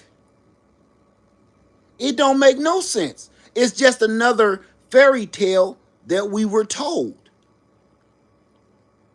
It's just another fairy tale that we were told to keep us occupied, keep you distracted. For instance, I'm going to tell you how easy it is to distract the people to the point that they won't even know that they're degrading themselves.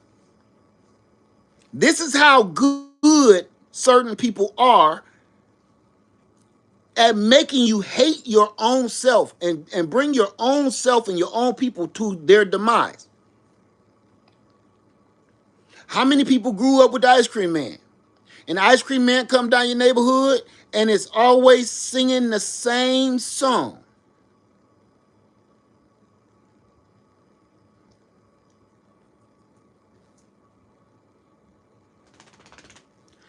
Every song on the ice cream truck was about putting people up in trees involuntarily. Did you hear me? Almost every single song on the ice cream truck is the same song that you learned in grade school, in kindergarten, in preschool, the same songs that they made dances to, and you ringing around the rosy, pocket full of posy, ashes, they all burned down. All of these songs that we grew up singing for fun was all about destroying us. You so slick with it that you made us sing about killing ourselves. You made us sing about what we look like after we are in a tree. You made our children sing about what we look like pieces of fruit in a tree. You made our children, you made these songs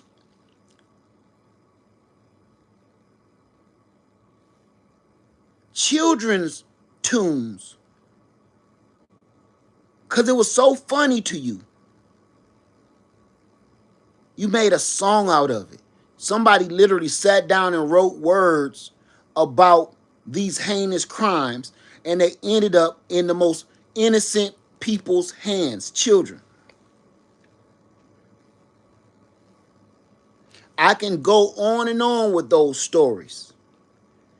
That's how my point of saying that is that's how easy it is to destroy a people without them even knowing that they're being destroyed. You make them laugh about it. You make them love it. And I know a lot of people like to call themselves the N-word. I ain't going to say I didn't do it back in my day because I didn't know no damn better. But once you know better, you do better. To me, calling myself the N-word is the same as keep on singing the ice cream truck songs. You can't take offense to one and not the other. I know what y'all say. Y'all say, "Oh, it's just, we turned it into something good." No, you didn't. If you keep saying that, you're going right along with his plan. That's the same as the indigenous people saying, "Hey, running with dogs, come and drink some of this stuff that John Jacob gave me some of this. Drink that." That's what that is to me. When you keep calling your best friend all N-word this, N-word that, I did used to do that before I knew better. But like I said, it's no different than he gave me permission to drink this poison, and now I want to go and share this poison with the rest of my community to wipe us all out. And you think it's nothing but a word. It's not. Let me tell you something about the N-word. If the N word was just a word, which I hear all these young brothers say, oh, it's just a word, if it's just a word, why is it so powerful? If it's just a word, why does it hold so much power? It held power over us. It was powerful enough to unite us. It was powerful enough for the whole entire world to feel that it's offensive enough not to be able to say it again. It's powerful enough where it can make your good day bad if the wrong person say it. And it's powerful enough to make your bad day good when the right person say it. So don't tell me it's just a word. It's powerful. And with that kind of power, everybody shouldn't have a finger on that trigger. So it's best that nobody mess with it. It's volatile, you understand? It could go off and go the wrong way. It's like a bottle rocket when the stick done broke. You don't know which way it's going to go, right? If you get a bottle rocket and it got a long stick, put it in a Pepsi bottle, light it, it goes straight up in the air. Okay, the N word is that same bottle rocket with a broken stick. It might shoot you dead in the face and blow your eyeball out. You don't know. That's how powerful the N word is. So I feel nobody walking this earth today, it's like Thor's hammer. Nobody can wield that kind of power. So let's just leave it alone. That word has removed people from this earth just by saying it. That word is a trigger word for it's a trigger word for good stuff. It's a trigger word for bad stuff. It's a trigger word for hatred, racism, brotherhood, family. That word need to be put away in a damn box somewhere and locked away. Nobody is strong enough or responsible enough to be wielding that word around, because that word can destroy men. Nobody is that powerful to be walking around throwing that around. To me, the N word is like a loaded gun, and you spinning it on your finger. That's all I'm saying. So to me, if you look in history and do your history and do your research, you realize how easy it is to make a people totally unaware of you just got. You just got robbed. It's no different than your best friend breaking into your house when you go to work or go to vacation and come back. Your best friend is the one that call you and say, hey man, I just drove past your house, man. Somebody broke in your house, bruh. Your best friend help you go look for the person that you think broke in your house. You've been looking for this person for weeks, never knowing it was your best friend that broke in your house. That's how smooth criminalized he is. And that's how easy it is to pull the wool over people's eyes. Because you love your best friend. You trust your best friend with your life. And never in a million years would you ever suspect it was your best friend that did this all the time. That's how easy it is to take everything away from a man. Everything away from a people. Period.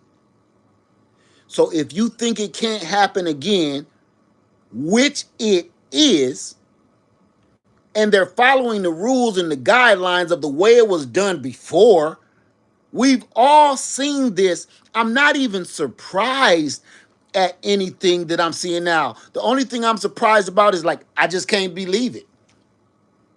But I'm not surprised at what's taking place now, like the White House being torn down, and all the rest of it. I'm not surprised of that, because that's exactly what has already taken place in history. The only thing that I am is I just can't really believe it. That's all. I can't believe it's happening while I'm still alive. That's all. I knew it was going to happen. I just didn't think it would happen while I'm still alive. I thought it would happen another 200, 300, 400 years or something. I didn't think I was going to be alive to actually see what happened to my ancestors. Literally, if you don't think that's what's happening now, that's exactly what's happening now. Let me tell you this. History fact. Once they got the Mexicans to trust them and help them infiltrate the indigenous people and take over the lands of the indigenous people. Once they were able to do that, think about this, they made the Mexican people feel like they're better than the indigenous people. They told them, you're like us. Your brothers like us. You're just like us. Thank you. We're friends.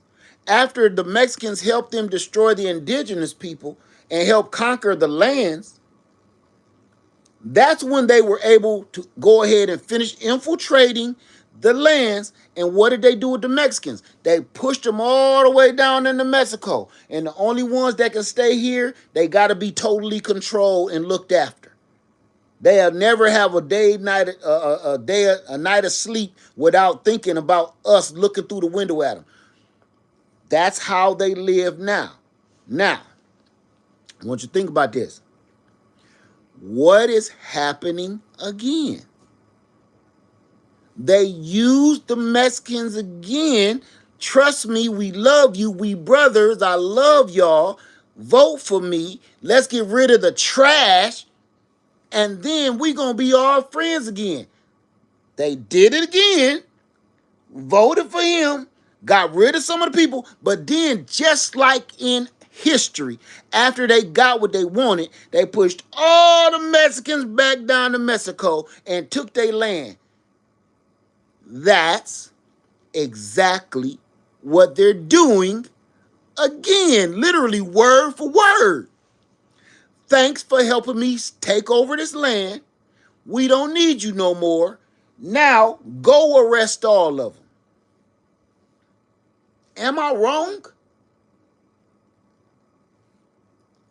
They're literally doing exactly what they did in ancient history. They're literally following a playbook. Everybody think that Project 2021 is so, it's not. All you got to do, if you don't got a copy of that project book, just go read your, I'm going to say, from ninth grade to 12th grade social history book. If you got a history book from grade ninth grade to 12th grade, that's Project 2024. That's it. Everything that they did then, they're doing right now.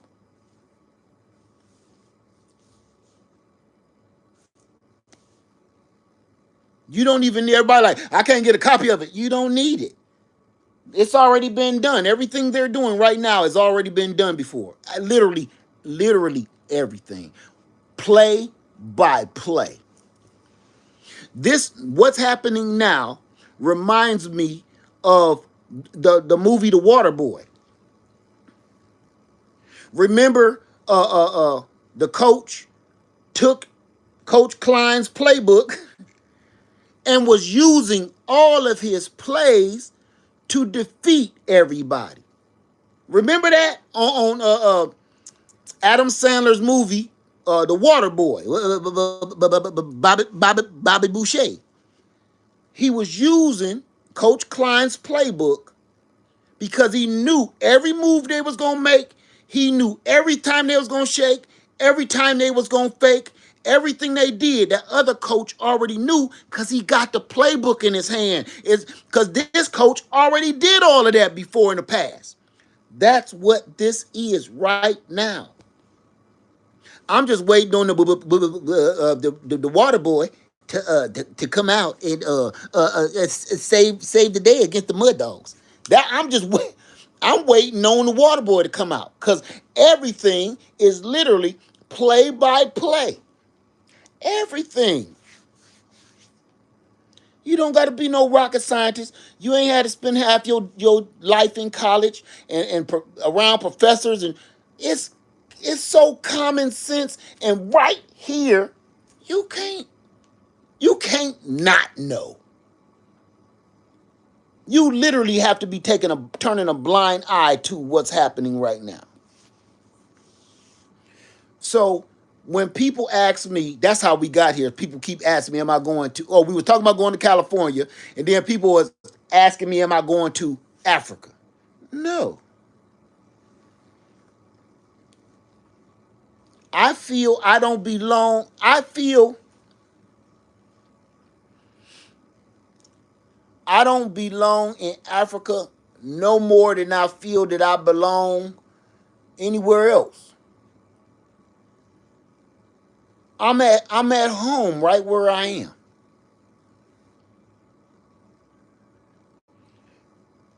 I am home. Can I say one more piece? Now this conspiracy theory, just a question for the people. Do you know how Europeans have colonies? Right? You know how Europeans had colonies all around, like empires would have colonies and everything else. So why on God's green earth would you not think that Africa had colonies? Why do we keep thinking that Europe was the only ones that had colonies around the earth? Because they won't tell you anything else. They show you in their history that Europeans colonized everything around earth and had colonies set up. Do you really truly think that Europeans were the only ones to go and colonize in other places and make it their home? They're trying to, all of my life, I can only speak for myself, but all of my life, it's almost like the knowledge that they were giving me were like they were trying to persuade me into believing that my ancestry was from savages, mindless savages that turned skulls into chicken noodle soup. And that's what we believed. It's in the cartoons, it's in the movies, it's in everything you grew up seeing and learning, that everybody from anywhere else besides here were savages, loincloth wearing, brain eating savages with zero knowledge of flight, with zero knowledge of space and the skies and the stars and the universe, with zero knowledge of mathematics, with zero knowledge of sea travel. I grew up being taught that the only people that were aware of space, time, universe, sea travel were Europeans. They never, ever, ever, ever told me about anybody else with any other melanin could travel and visit other places around the world.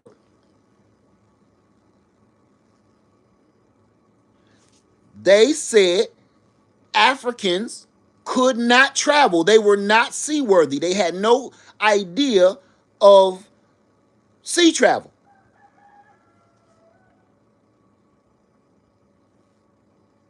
So explain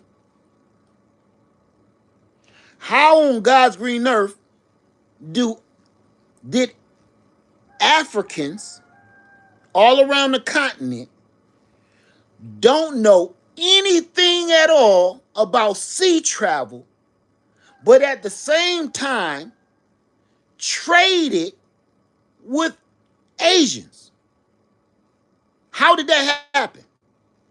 So you're trying to tell me at the same time there was no other people seaworthy. So people from all parts of Asia, right there.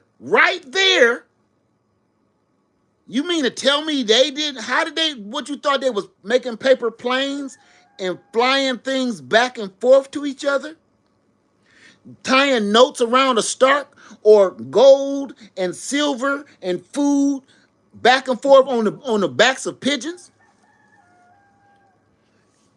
It the knowledge that was given to us literally contradicts itself in its own sentence. One minute you say nobody was seaworthy, but at the same time you will tell me about the history of Asians and how grand their sea vessels were. One minute you say nobody in the continent of Africa was seaworthy, but then you'll turn around and say how beautiful their boats were and sculptured. They weren't just big old logs, they were sculptured into literal art, floating art. So, which is it?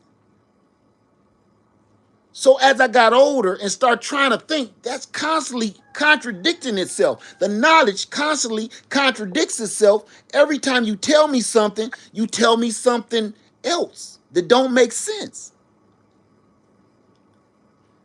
You try to make something make sense and then back it up with something that don't make no sense. Don't make sense, man.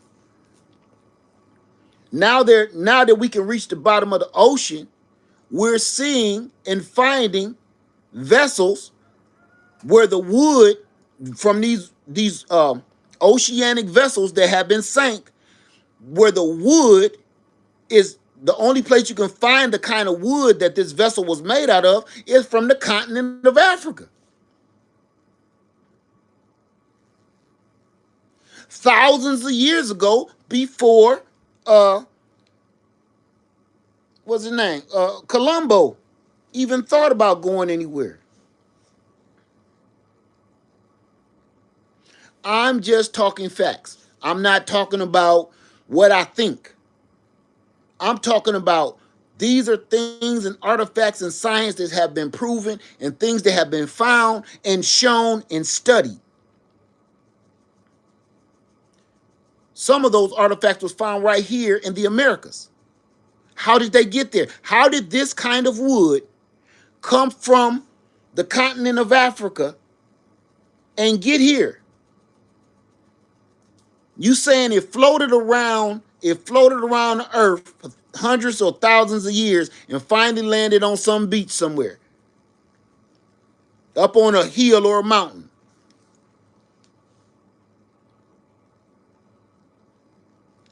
See, this is the stuff, these are the kind of conversations I have with my children because I don't want them thinking that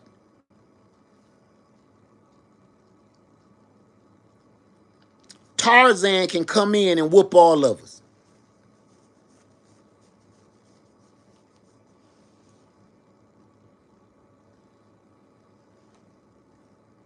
That's all I'm saying. I'm not downing anybody. I'm not degrading anybody. I'm not degrading anybody's race or anybody's ethnicity. I'm just talking about facts. If you can't listen to actual facts and let your mind open, then, we ain't gonna never see eye to eye on anything anyway. Because there are certain things that people don't want to hear. That's just factual. Like Europe itself, Italy, Italy, Italy.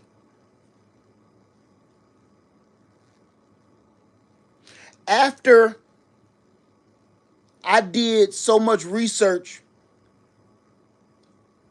about Italy, I feel very comfortable eating pizza. I feel very comfortable eating lasagna. I feel very comfortable eating spaghetti. Come on, honey. I feel very comfortable and I can accept it. But they can't. If you don't know or have a clue what I'm saying about Italy and Italians, you should go and do your research on any way you want to. Google it, chat, GPT, whatever it is out there. Go do your research and you'll find out why Italians weren't as widely accepted in Europe.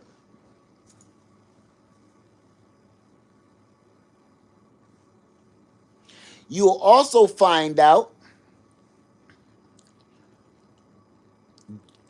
I ain't gonna say just Chicago because I don't want to just point them out. In the gangster days, the mobster days, what other gangs and other mobs would call Italians. We had a whole conversation earlier about the N word and the power that it wields. If you are not, if the N word is not supposed to depict you, why get mad over it? When I see a Caucasian male call another Caucasian male the N word, and trust me, I've seen it a lot, especially where I'm from. They don't get mad. They laugh. And you know what they say? Oh, really? Really? That's all you got? I can't make this up. I've seen it with my own eyes. It's a sight to see. When one uh, Caucasian male calls another Caucasian male the N word, it has zero effect on them. Zero. It even makes them laugh. Like I said, make them chuckle. But when they were calling the Italians the N word,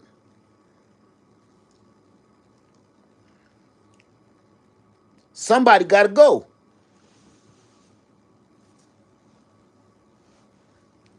Somebody gonna lay down tonight for that word. Why would you want to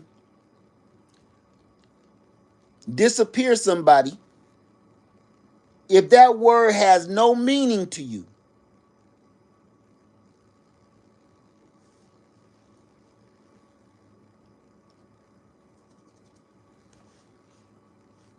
So if you don't know, go do your own research. Do your own research. The more you read, the more you dig, the crazier this world is. The crazier this world is. Because everything, you know what? I'm going to tell you how I feel with some of the stuff I read and some of the knowledge that I've gained over the years in my adult years. I feel like the dude on the Matrix that said, I don't want to remember anything. I want a nice car. Give me a beautiful wife. I want her smoking hot. I want a job. I want to be a billionaire. Yeah. Put me back in the system. I don't want to know nothing while I eat my steak. Because the more you know about this matrix, the crazier the truth is. This is like a murder mystery. Like, remember those? Like, somebody got killed on a train, kind of train murder mystery? That's what this is, man. The more we uncover each clue and each fact and each piece of evidence of the crime scene, now it's making more and more sense.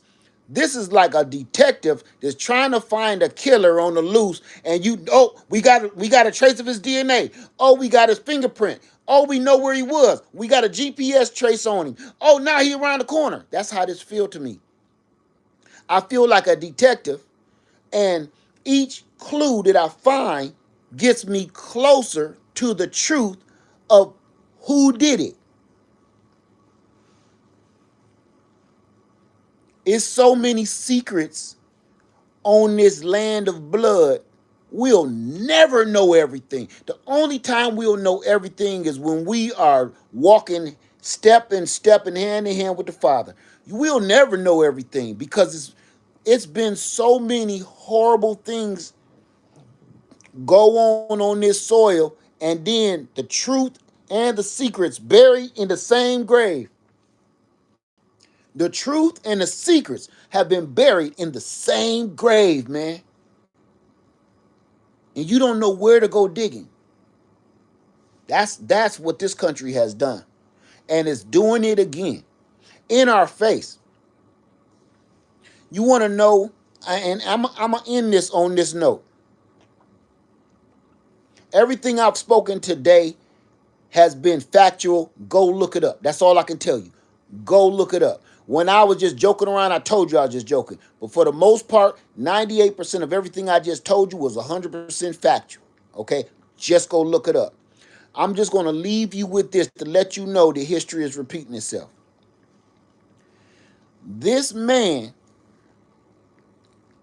is tearing down the White House,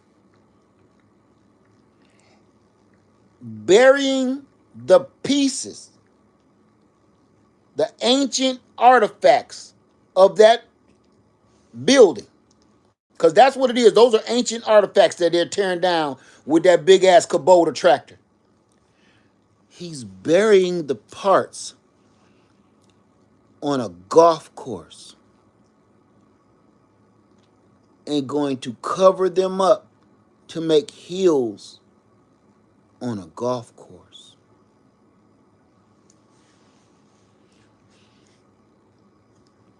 I just want you to know, how symbolic is that? See, some people don't get it. They just fly right over their head. They think, oh, they just tearing down a building and just burying the pieces. Everybody bury the pieces of their house in the ground and cover it up in the landfill and stuff. It's symbolic. He's tearing down the people's house, and burying it on one of these golf courses, which you love so much. And he's going to bury all of our history. It's just too symbolic. It's like somebody thought this up. This ain't just random. This is not random. This ain't somebody said, what the contractor said, well, we could just go take the pieces and go put them on the golf course. No, this is not random. This is planned.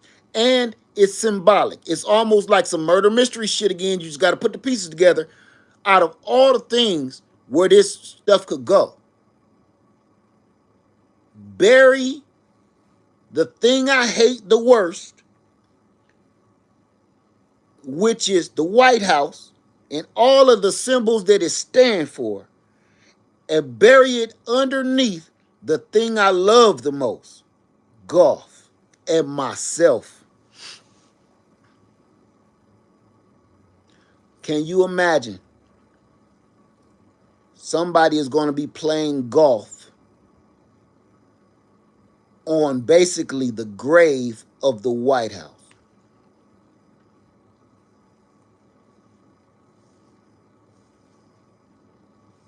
And nobody's getting upset about this. That's why I said we need to take this way more serious. It's so much more to all of this that we're just acting like it's another day. We wake up and we yawn, we stretch, say, well, made it through another day. Guess I'll go to the mall and go shopping. In the back of your mind, you know what's happening. You just don't want to think about it. It's like a trauma that you had as a child. You don't want to think about it. So you go on with your everyday daily life, and that horror is still right here, back here in the medulla oblongata. You know you got some bills coming up and you ain't got enough money in the bank. You don't want to think about that right now because you want to just have a good time. You don't want to think about that you got $20 in your bank account and you got a bill for $700 supposed to come out in 2 days. You don't want to think about it. You need something to distract you from the truth. That's what this is. Everybody is going on about their merry way and acting like nothing's going to happen. Food is always going to be on the shelves. Prices are always going to be affordable. Gas is always going to be in the stations, and nobody else is going to get arrested. Everybody is acting like that, but the truth is, all of this is happening around you, and we're turning a blind eye and pretending that it's not happening, hoping it'll go away. And I'm gonna say this, and then I'm done. That's exactly what the indigenous people thought too. I can prove it. I can prove it. We can talk about Crazy Horse, Sitting Bull. They kept giving him a chance after a chance after chance. They kept screwing them, kept screwing them. They kept breaking treaties, breaking treaties, breaking treaties. And they kept saying, listen, man, I don't want to fight, man. Would y'all just stop it? Would y'all just go away? Would y'all just go take that part and leave us the hell alone? Would y'all just stop? We just want to be cool. And then they were like, yeah, okay. We'll stop. Put her there, pal. All the way until he was alive to watch his land be ravished. And he was basically a joke. One of the greatest native chiefs in the Americas in history is now a circus sideshow stunt.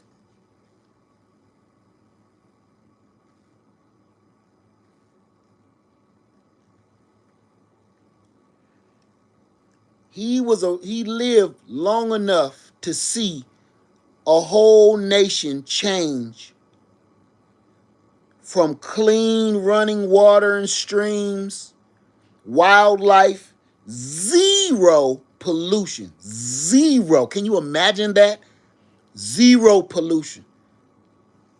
Zero structures besides all of the pyramids. Zero extraction of precious metals. Can I tell y'all something? And people keep on trying to get on me about I should get precious metals. Number one, for the person to keep saying that, kiss my whole ass. I mean, both pockets. You're going to be there a while, so bring your lunch. I'm telling you right now, kiss the whole ass. Bring your lunch. You're going to be there a while. About keep on trying to convince me that precious metals is what we should be focusing on instead of storing and stocking and producing food. For everybody to keep emailing me that goofy shit, keep it to yourself. You cannot convince me of that stupid shit. You dig what I'm saying? The whole ass. Start with the left. I'm ticklish on the right. So start with the left cheek, work your way to the right, okay? So dig this. Now, I'm going to take you down Conspiracy Theory Alley one last time before we go. One last time. What do you think precious metals are in the first place?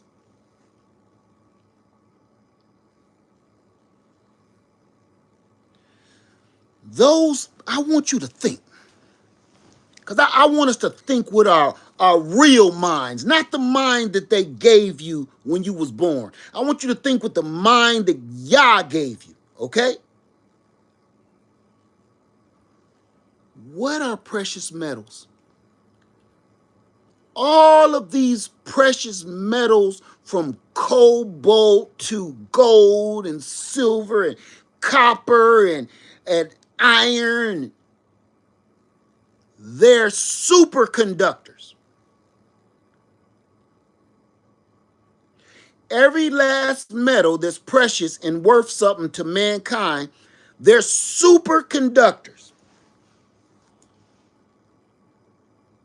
Nothing can hold or generate energy like gold, silver, copper, cobalt, steel, iron. Nothing can let energy pass through it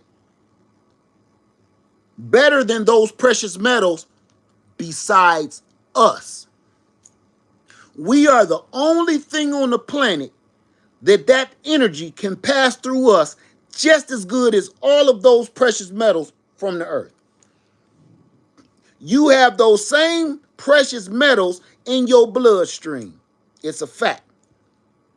You have a percentage of all of the earth's precious metals in your bloodstream, in your DNA. That's why when you're deficient on one, you have to take a supplement. Am I right? Or you have to eat a certain kind of food or animal that carries that nutrient supplement of precious minerals that you are missing. Am I right or am I wrong? So as you keep on messing around and digging up gold and precious metals and energy, what you're doing is making it so the earth can't function the way it's supposed to function, just like inside of us. You right now, you are proof that we are killing the earth by keep on mining all of its precious minerals and metals. The earth cannot conduct the. Everybody keeps saying, what's happening to the whales? What's happening to the dolphins? Oh, I think it's sonic boom waves from the submarines and shit. Not necessarily.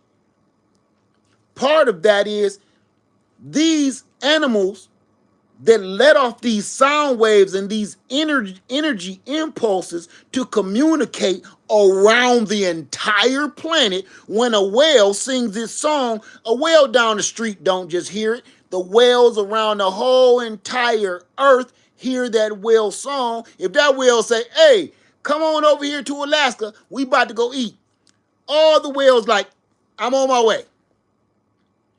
All of those sounds go through this earth and bounce off each and every one of those precious minerals so those animals can communicate to keep this world in balance. The reason they do that because these whales are cleaning up something and eating something that they don't want to get overpopulated over there. So all the whales meet up over there, eat all of this krill so the krill don't take over the ocean and block out the sun and kill all the algae. Without the algae, then the reef can't live. It's a whole symbiotic relationship. So the reason why all of these conspiracy theory, okay. The reason to me why all these animals keep ending up washed up on the damn beach, all these fish, all these dolphins, all these whales, is because if you keep on mining out all of the things, you're messing up their GPS. It's no different than when you got your cell phone and you go high up in the mountains or you go through a tunnel. Your GPS is messed up. So if this tunnel is 2 miles long, like you going through West Virginia or something, okay, you ain't got no GPS. So when you come out that tunnel, your GPS won't click back in for another 5 to 10 minutes before you really get another real signal. So imagine your GPS in your head is off and you don't really know until your ass is up on the beach next to Coney Island. Everybody keep thinking it's always bigger than it really is. It's not no doggone science fiction shit. This is the stuff that we do to this earth have consequences. Everything that the way the indigenous people had it and kept it, That's why everything was still on the one. Just so you know, they work with nature. So imagine this. Entire races of people here in the Americas, zero diseases. Zero. The only disease that killed the indigenous people was a disease called bears. Bears and mountain lions. That's the only disease they had to worry about. Oh, man, you done mess around and caught a bear. Woo! I hope you make it through. I say a prayer for you. Mess around and caught the mountain lion. Woo! Man, I ain't feeling so good. I caught a little bit of the mountain lion. We went hunting the other day. Man, I started coughing up a little blood. I don't know if I'm going to be okay. That's the only thing they had to worry about here. Zero diseases. Every disease was brought here just like everything else.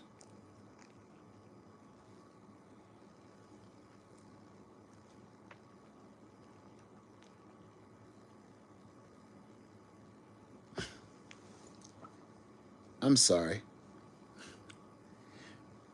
Was I raving?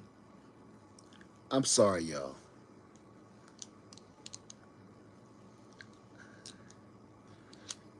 What gets me is when somebody tell you who they are, you gotta believe them.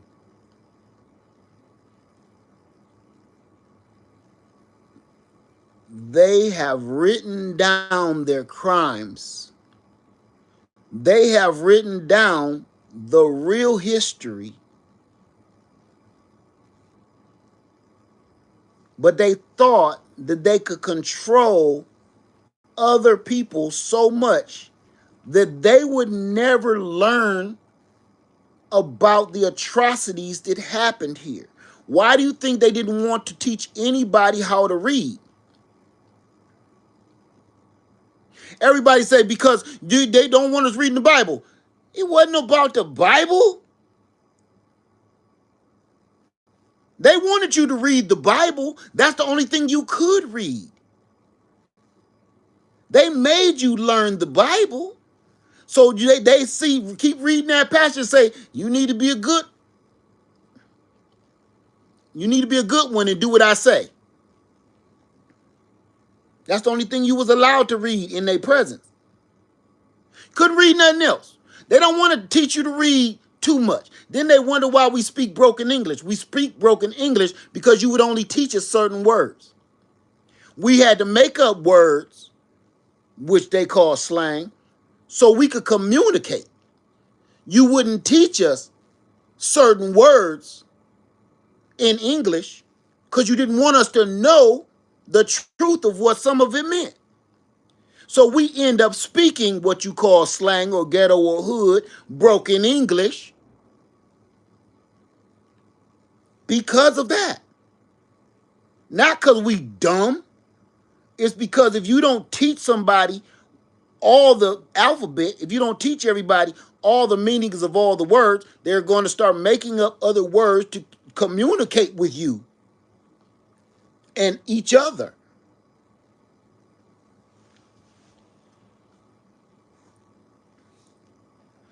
You weren't allowed to read because they wrote down absolutely everything they did to everybody. You want to know what else they wrote down? They wrote down their wins and their losses. So every time they would win a battle, they would write down as much information about that battle and every soldier and every fight that they could. Now, they also wrote down every time they lost, they wrote down everything about that battle and from every soldier that they could. Why? Because they want to learn, just like they do to this very day. We want to learn, what did we do wrong in that battle? Why did we lose? How will we fix it in our next battle? What was their weaknesses? What did we learn? So not only did they write down everything that they did, they also wrote down their own kryptonite. They wrote down how to take them over. They wrote down all of their weaknesses. They wrote down things that they can't figure out. Like they can't figure out the terrain. If the indigenous were able to read and could read all of these weaknesses that they had, wow, we can conquer you. They don't want you to mess around and wait till the man up in that White House get drunk and you stumble in and start reading his memoirs on how to take over him and his men. He don't want you to know that. He don't want you to know where he keep all of his money at. He don't want you to know that he don't want you to know them secrets. So you're not allowed to read. Everybody kept saying they don't want you to read the Bible. That ain't had nothing to do with it. They don't want you to read their war plans, their weaknesses. You gotta just use your common sense. And here we are today, literally doing it all over again. I can prove it. They're getting rid of books out of the library. They're making it illegal to read certain books by certain authors. They're making it illegal to watch certain movies by certain producers. They're making it illegal for some historians to tell certain stories. They're making it illegal for certain museums to show certain historic artifacts and historical knowledge. I told you I can prove it. They're doing it again. That shows you they've done it countless times over the ages. It's easy to erase people. You dumb them down, you distract them, and then you erase everything about them. And once you erase everything about them, then you erase them. Once you erase every bit of knowledge that they were ever here, then you erase them. And nobody will be the wiser. You know what's funny to me? And I know I'm going off on a tangent, but I'm feeling it now. You know what's funny to me is this. You know when we go and look at ancient civilizations that have great empires that have fallen, great great empires that have fallen. We see the ruins from all of these great empires. We see all of these ruins from the pharaohs and the kings, and right? But we never see the people. There's no clue where they bones at. You don't never find their bones. You don't find no skeletons. You only find tools. You find artifacts. You find the things that they've produced. Now, I want you to listen to this now. You find the very valuable things that they left behind. You find everything that's a world marvel. You find precious metals that was dug up. You find pyramids that they can't figure out how they built them or how they cut them with primitive tools. And that's another lie, that they think that Africans and Egyptians couldn't have done that because they're idiots. That's what they've been saying this whole time. They had to have, aliens had to come and do this. No, we're just so damn smart that we was able to do that and line this shits up with the stars to make it mean something. Every time the moon shines through that joint or a certain time of the year, that light comes through here, go through this pyramid, under the ground, bounce off these mirrors that was made with sand, go up this way, shine through that piece over there to show you this doggone astrology piece over there that means something. But you said aliens did it. Because you do not want people to think that the African people were so advanced, like Wakanda, like Wakanda. You don't want nobody on the planet to think that Africans were so advanced that they could cut this rock so smooth that not only would it last 100,000 years through every weather, every hurricane, every earthquake, every tornado, every storm, but not just that, it won't even hardly erode. But not even that, they fit together with the precision that you can't even accomplish today's time with a laser beam. So your only explanation of that type of smarts, technology, and mathematical genius is it had to come from another world. It had to come from an alien from outer space. I want you to sit here and think about something, how bad they dumb you down. They dumb us down so bad. They would rather have you believe that some shit that we ain't never seen before, some aliens from outer space come down here in a spaceship. Now, I want you to put two and two together here with this bullshit, okay? I'm on one. If this alien is so advanced, it came down here in a mothership and it got technology to cut rocks in laser formation and pick them all up, and they all weighing 100 tons, pick them up and set them up like damn Lego blocks. You want me to think that aliens ain't have nothing better to do but play with rocks when they ship is made out of some otherworldly material? You don't think that these pyramids would have been made out of the same thing that they traveled in time to this mug? You don't think they would have made the pyramid out of that? They came here and made it out of some rocks? Man, shut all the way up. They want you to believe some shit like that. That's easier to believe than just saying the people that were here in ancient times were so scientifically advanced and mathematically advanced and knew everything about the universe to the point they were able to do this. And it was so simple for them, you can't even prove it. That's more believable to me than saying some spaceships came down here, built up a whole bunch of rocks around the whole damn earth because they ain't had shit better to do but build a club out of rocks somewhere that they can come down here and get a drink real quick. That's some bullshit. Like they ain't got nothing better to do. I would rather believe that civilized, advanced human beings put all this stuff together.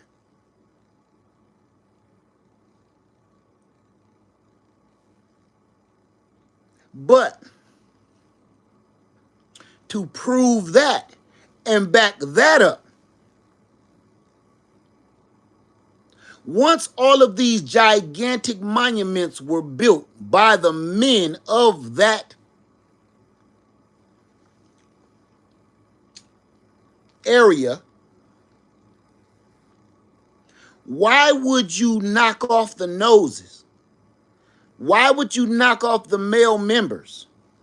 Why would you chisel off the cheekbones? Why would you chisel off the hieroglyphics and everything and bury monuments and bury pyramids? Inside of every pyramid is a story. Why would you bury all of that? And each and every one they dig up and they put it on a computer, the mummy look like me. Why would you want that buried? Why would you chisel off all of the proof? Because, again, they would rather have you believe aliens from outer space came down here and did all this instead of the mummies that's actually in those doggone hills. Think about this. Now, my mind is open.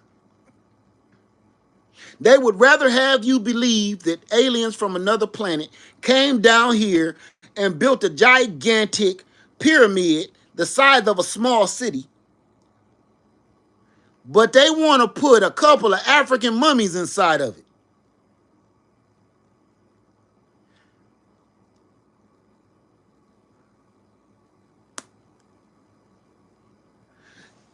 They want us to believe that aliens from another planet came down, built up this gigantic, intricate monument, and put about 4 African mummies in that boy.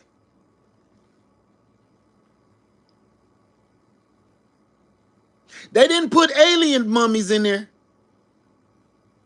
because we would have found them. No, they put African mummies inside these doggone pyramids. They put all that mummy stuff that he had in his house. Everything that was in his house, he let him go ahead and get buried with it.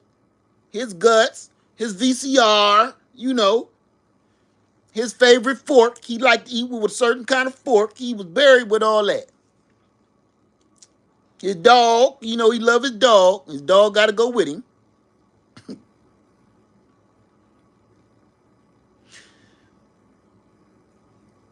In one small room is the Pharaoh's chamber. The Pharaoh may be surrounded by his soldiers and the people that helped him in his life. Still, another small chamber. But the rest of that small city-sized pyramid is a bunch of intricate tunnels that go stories deep under the ground. And it all reflects light at certain times of the year. That light is supposed to do something that people today can't even explain. But aliens did it.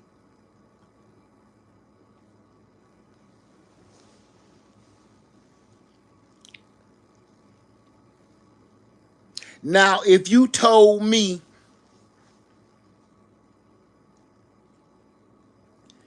we were the aliens, now that's even making more sense than the stories we've been fed.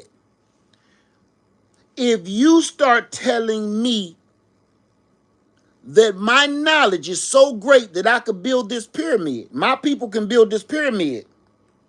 If you start telling me the truth that my knowledge of mathematics and the universe was so vast that we can do all of this.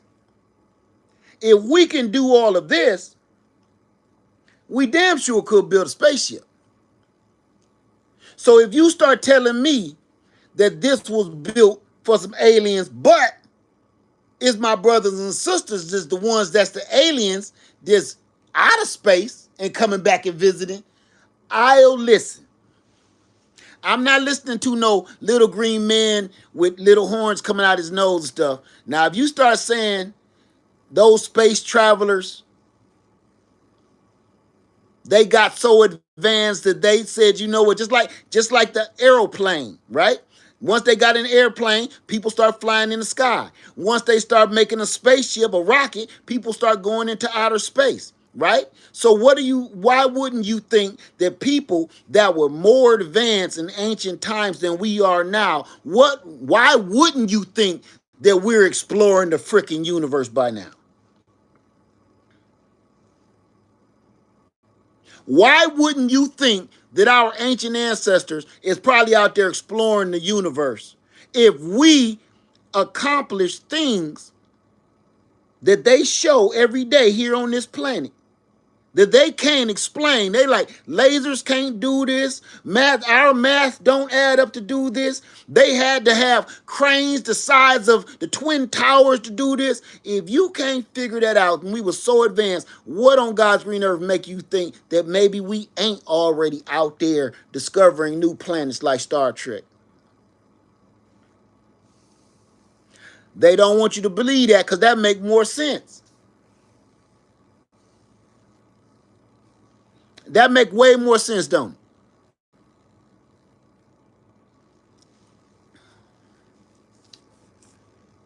So I'm gonna leave that there, and I'm not gonna, like I say, I'm not gonna talk about no religion. I'm not gonna talk about politics. We just talking about history. Okay? Because the reason why history sounds more better is because it's repeating itself as we speak, here and now. We ain't talking about politics. We talk about history. Said I wasn't going to talk about no politics, right? And I ain't. All I spoke about today is history. Okay? So with that being said, I've had y'all on here for hours, and I apologize. I went off on a tangent, and I said I was going to stop doing this. It's so hard once we start sharing the stuff, the knowledge that y'all sharing on the screen. I'm literally watching the screen as y'all talk. So that's why I keep looking over here, okay? So the knowledge that y'all spitting up on this screen is so dope. I'm going to tell you this. The knowledge that we've all been sharing today on this video is dangerous. This knowledge on this video is dangerous.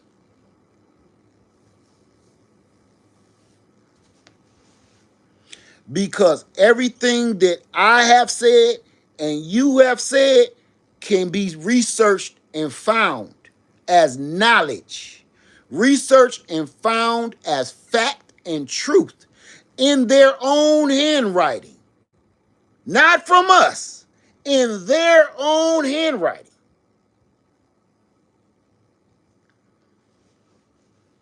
We had to figure it out. If we would have knew 400 years ago what we know now, this would be a whole different ball game. This would be a whole different ball game if we knew now, or knew then what we know now. The only problem is right now we do know. We do know the playbook. We do know what they're doing. They've already done it. They're trying to do it again. The question is, are we going to let them?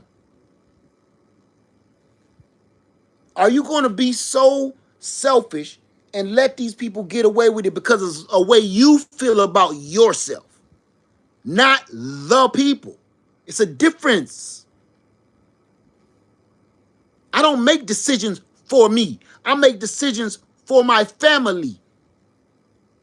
I make decisions for my people. I don't always listen. I could have did so much heinous, crazy stuff, man, since I've been here on YouTube, and I haven't. Because I can't do my people like that.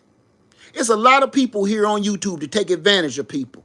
They take advantage of their brothers and sisters and all the money and the scams that they run. They do that, and it's easy to do it. It's actually really easy to pull off. And I ain't about that.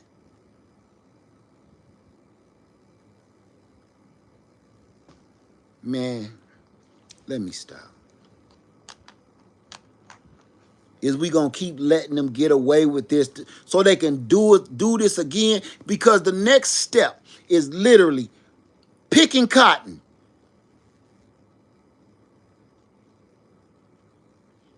The next step is picking cotton.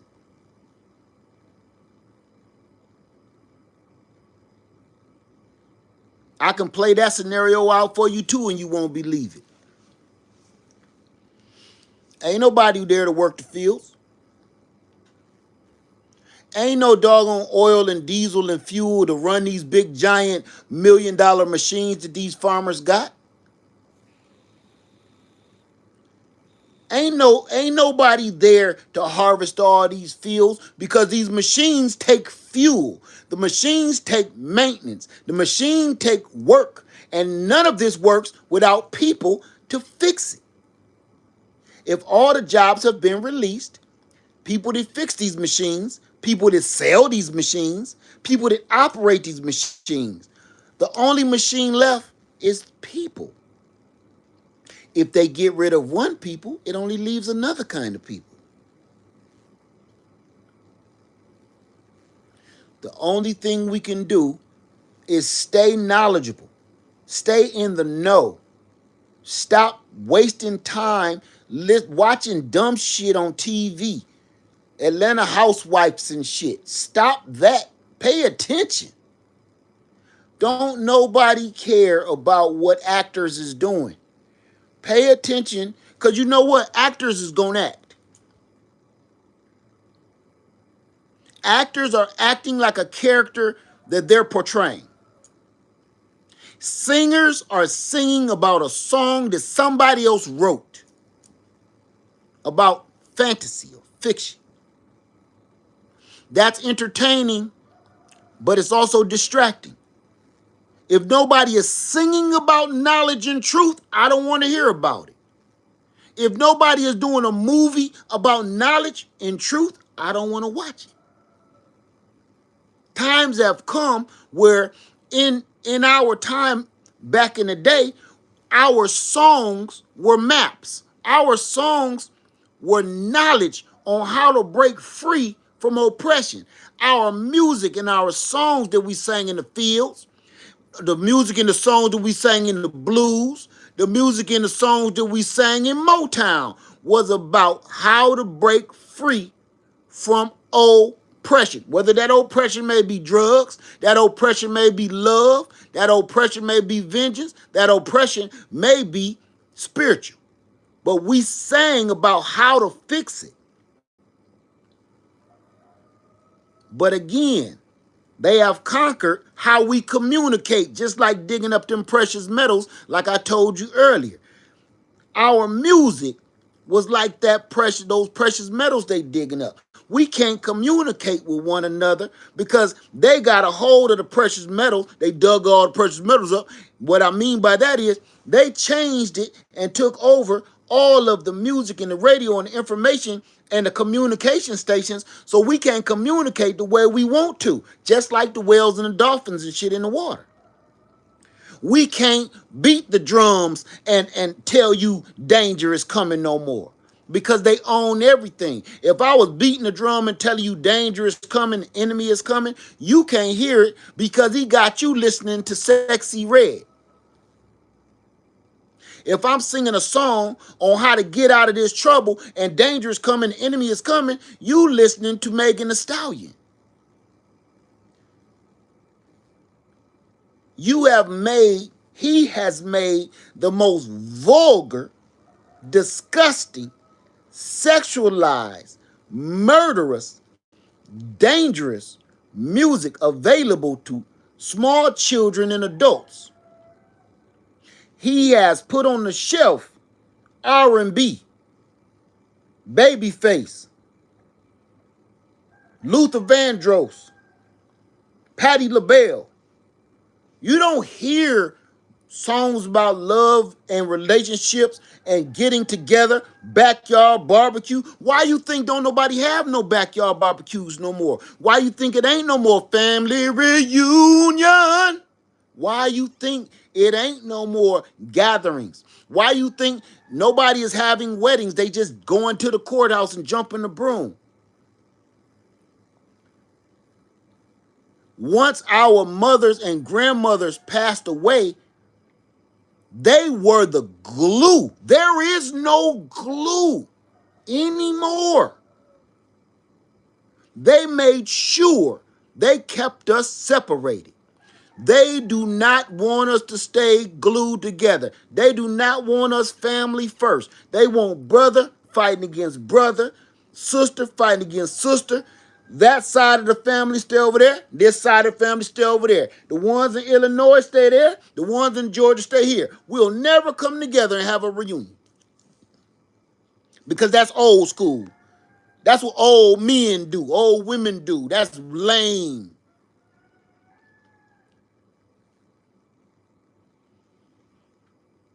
They have made it so keeping us as a people together, they made that lame.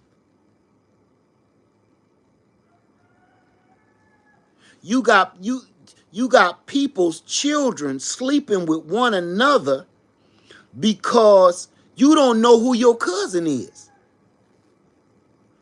If you live in a city, you better do a DNA test before you lay down with somebody, because you don't know, this might be your sister, this might be your cousin, this might be your uncle, this might be your aunt. You don't even know it.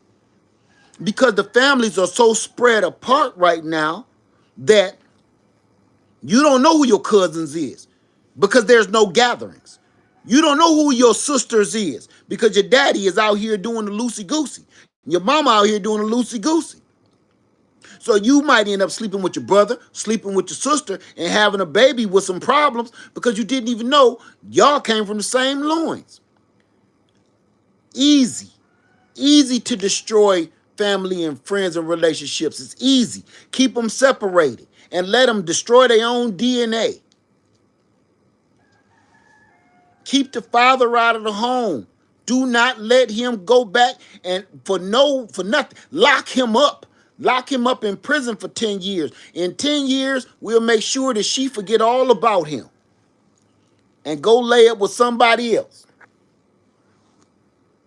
and have some more kids off in the cut by a whole bunch of other dudes. Further messing up the family gathering. Let me tell you this. You know how I know how bad they messed us up. This is how bad they messed us up. Let's just say if everybody listening to my voice right now said, from this day forth, we will gather as a family, because I know it's on some of y'all mind. Like, we should start gathering. We should start becoming a family. We should all meet up at the park for 3 days this year. I know y'all thinking about it, right? You can't.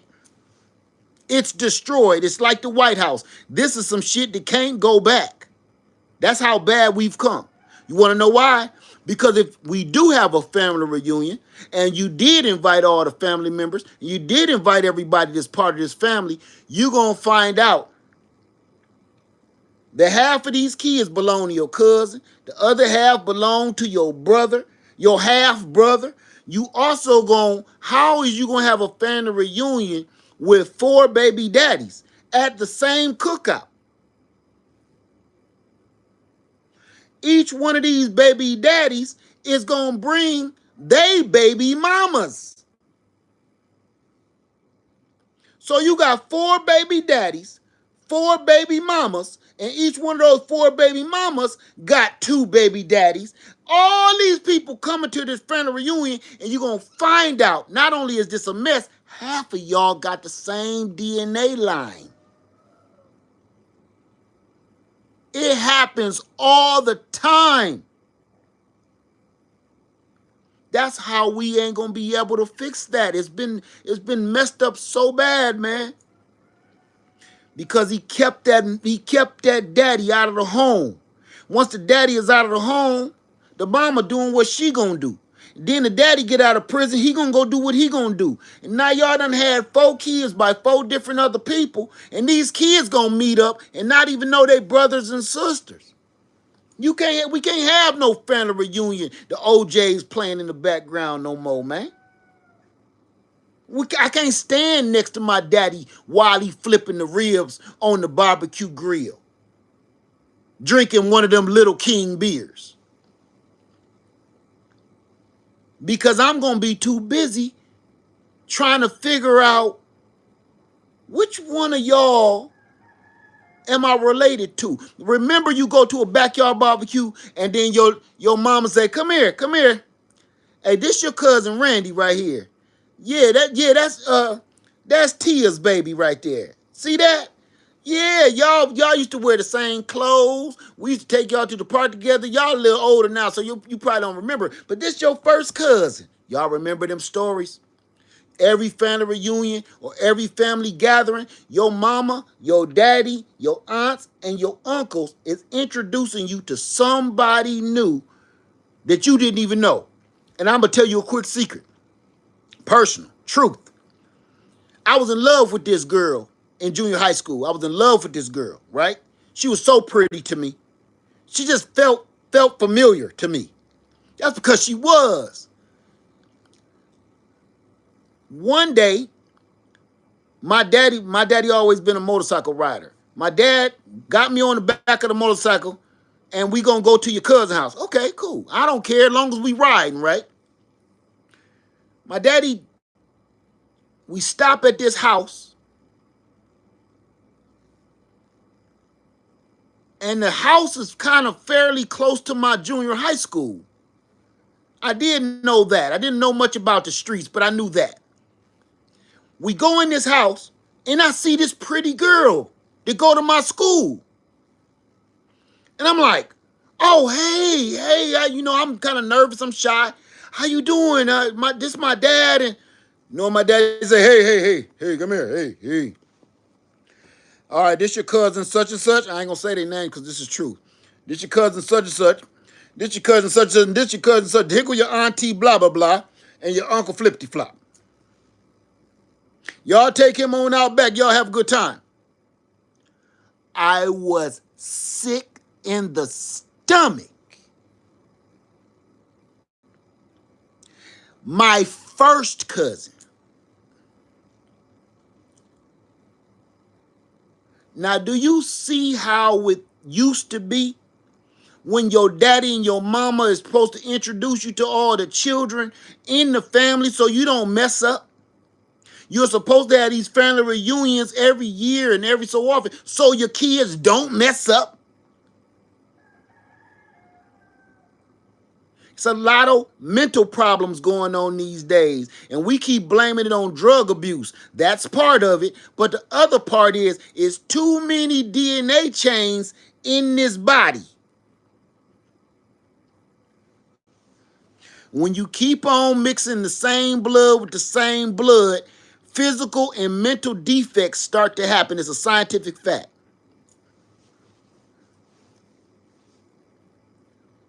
So,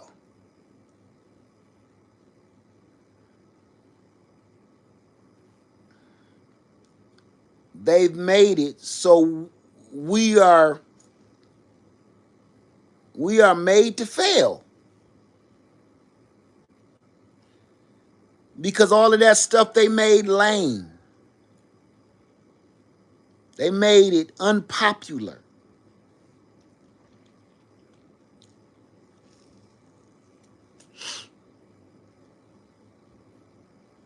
I can remember family functions wasn't no plus ones.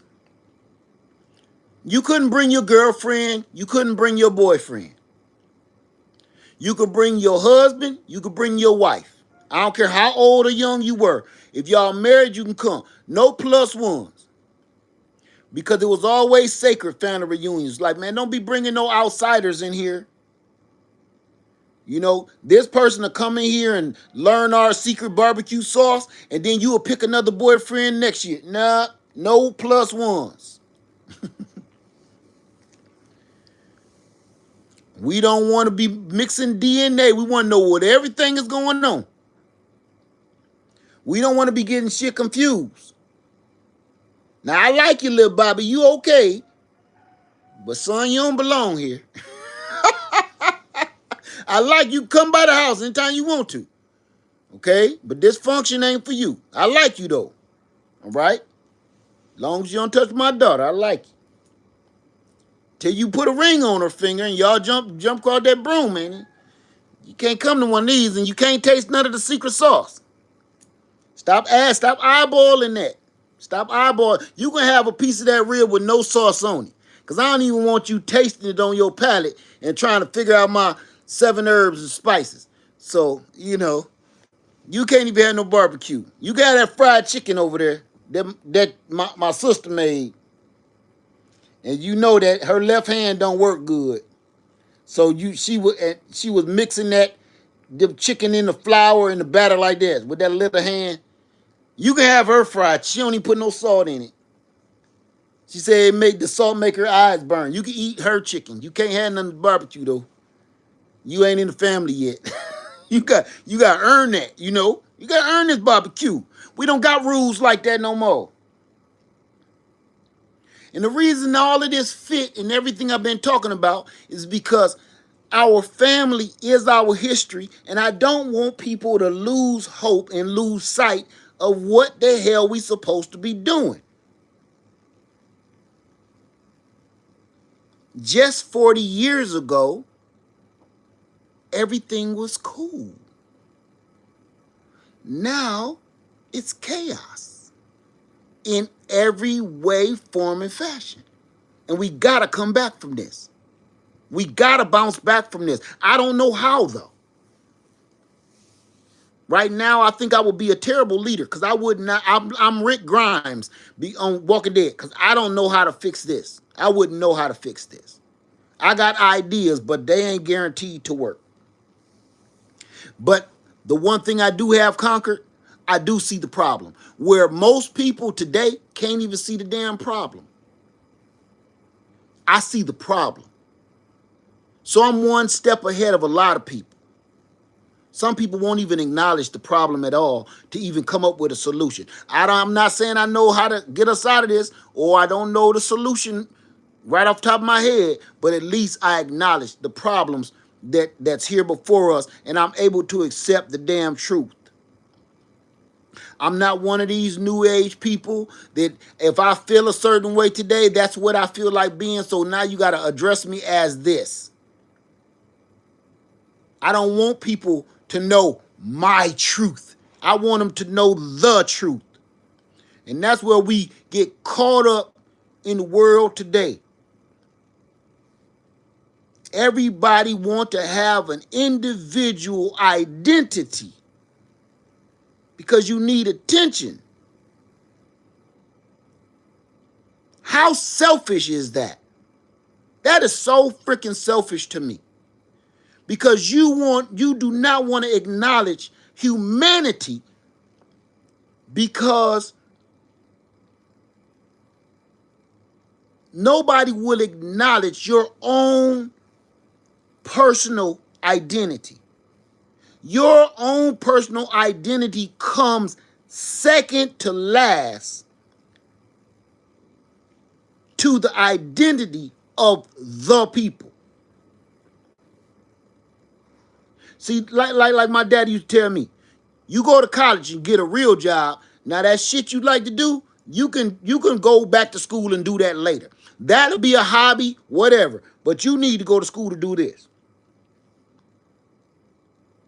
If you want to be a construction worker, you want to be a carpenter, you can do whatever the hell you want after I put you through school to do this. If I'm paying, you going to do this. I don't give a damn what you go back for, because that you going now to help the people. When you go back to school, you there for your own selfish purposes. The people come first in my book. So when people say I'm speaking my truth, I hate that shit. I hate them words, because that's selfish to me. Your truth. Ain't that by the bitch? Whatever happened to the truth? Everybody walking around here smelling their own selves and just forgetting about the rest of the group. It's like you let me tell you how that is.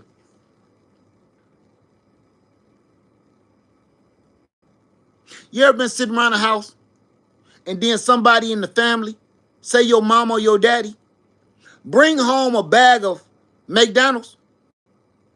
Everybody in the house hungry as shit. Everybody in this mug stomachs is doing somersault flips. The hunger is growling like a damn grizzly bear for everybody in this household. The children, the sisters, the brothers, everybody in this house. The daddy. And then somebody your mama come home with a big ass bag of McDonald's or a pizza in her damn hand. And it's still hot. So the steam is coming off these fries. She got a jawbone full of these fries. She digging in this bag, and the grease is dripping on the carpet, and the smell is so powerful, it's wafting all through the house. If you come home and you brought home one cheeseburger and one fries and one Coke in this household full of hungry motherfuckers, you need your ass kicked. Somebody need to slap that food right out your hand onto the dirty floor and kick the bag out the front door. You know why? Because that's the symbol of my truth. That shit is selfish as hell. Knowing everybody is in this struggle bubble, but you just care about yourself. You care about your own appetite, how you feel, what you want to eat, how much money you want to spend on you. And you didn't give a shit about nobody in this household. Everybody else can die and eat. What that queen say? They can eat cake. Let them eat cake. Meaning good luck to them some bitches, right? You wrong as hell. That is the equivalent to me as people saying, I'm living my truth. I don't care about other people. And that's the same way Mug's gonna die. By yourself, living your own lonely ass truth. We need to stop saying that selfish ass shit. Get that out of our vocabulary. We need to go back to living for the people. It's even a song. What was just enough for the city, living for the people. Everybody is trying to slice themselves off and pretend that you don't belong to the rest of this tribe. Like that's a bad thing. The man done made you think that being part of your tribe is a bad thing. The man done made you think that you're an individual. Listen to this. This is the other equivalent of my truth. Stephen from Django. Stephen from Django. He was living his truth. He didn't care about the other people in the field. As long as the man took care of him and gave him this little pinch of power, he's good. He don't care what you do to the rest of these people. He don't care so much about what the rest of you do to the rest of them out there in the field. He would kill them himself. He would kill them for you. Long as you keep letting him be selfish enough to live in his own world of selfishness and lies. I'm not going to let you do that to me. You can't walk around me and I'm not going to tell the truth about whatever you think your truth is. I'm not knocking nobody for wanting to do or be whatever you want, but don't ask me to lie for you. That's a battle between you and whoever you drop to your knees and worship to. Leave me out of that shit. I got enough trouble that I'm trying to repent for myself.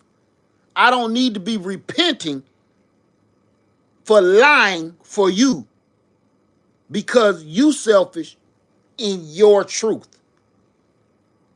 No, that's an easy one for me. That's an easy fix. That's a no for me. I'm not going to lie for you. If you rob the bank, I'm telling on you. Don't tell me you robbed the bank.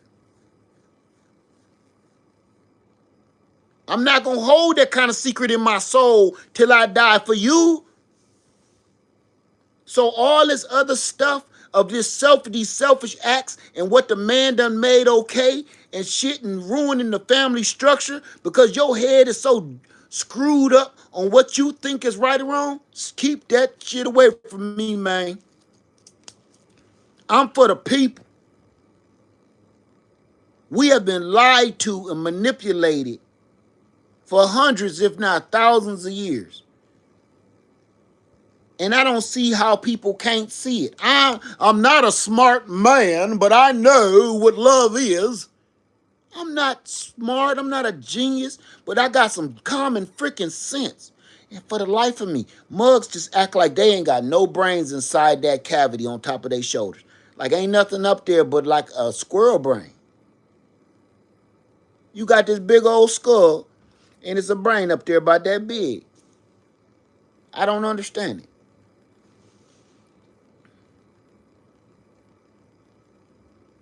We used to have to fight for one another.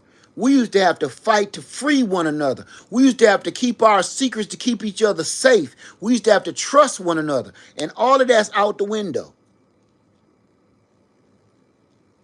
And now I see people like me on television literally selling their soul Somebody paid them to say how much they love this man and that's tearing that house down. I know you lying. I know this is wrong. Somebody paid you real well. You was able to buy you a new car that you gonna crash up a damn tree. And you just sold your soul for nothing.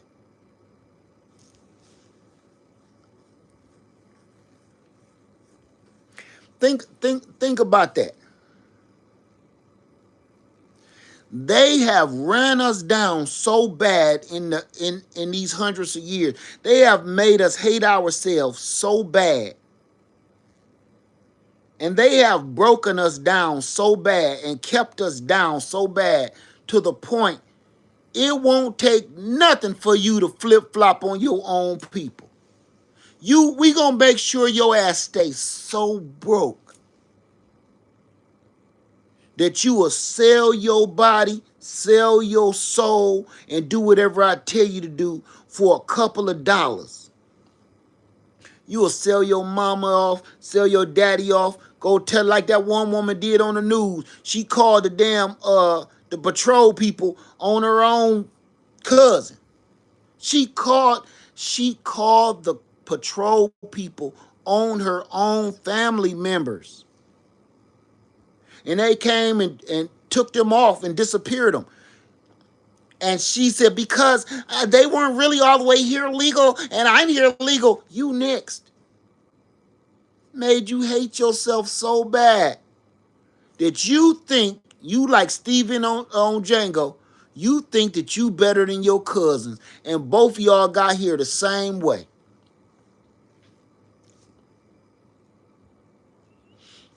Let me stop. I don't even remember what the video was called. What did I call it? Oh, yeah. We need to take this more seriously. I guess that kind of matches again. Let me get off here, y'all. I apologize for being long-winded, but y'all caught me on a good one today. I'm sorry. This was woo, okay? This was a rough one. But nothing I said tonight was a lie. If anything I said tonight that you find to be a falsehood, put it in the comment section below after this video, and I will do you a solid and at least look it up and try to research your take on whatever I said. If you want to prove anything I said was wrong, I'll at least research it. I ain't got no problem with that. All right? With that being said, everybody, thank you. Have a wonderful Sunday. I love you. Please be safe. Please be safe. Read your books. Get your knowledge. Store your food. I love you. And I'm out. Peace. Oh, you saying peace too?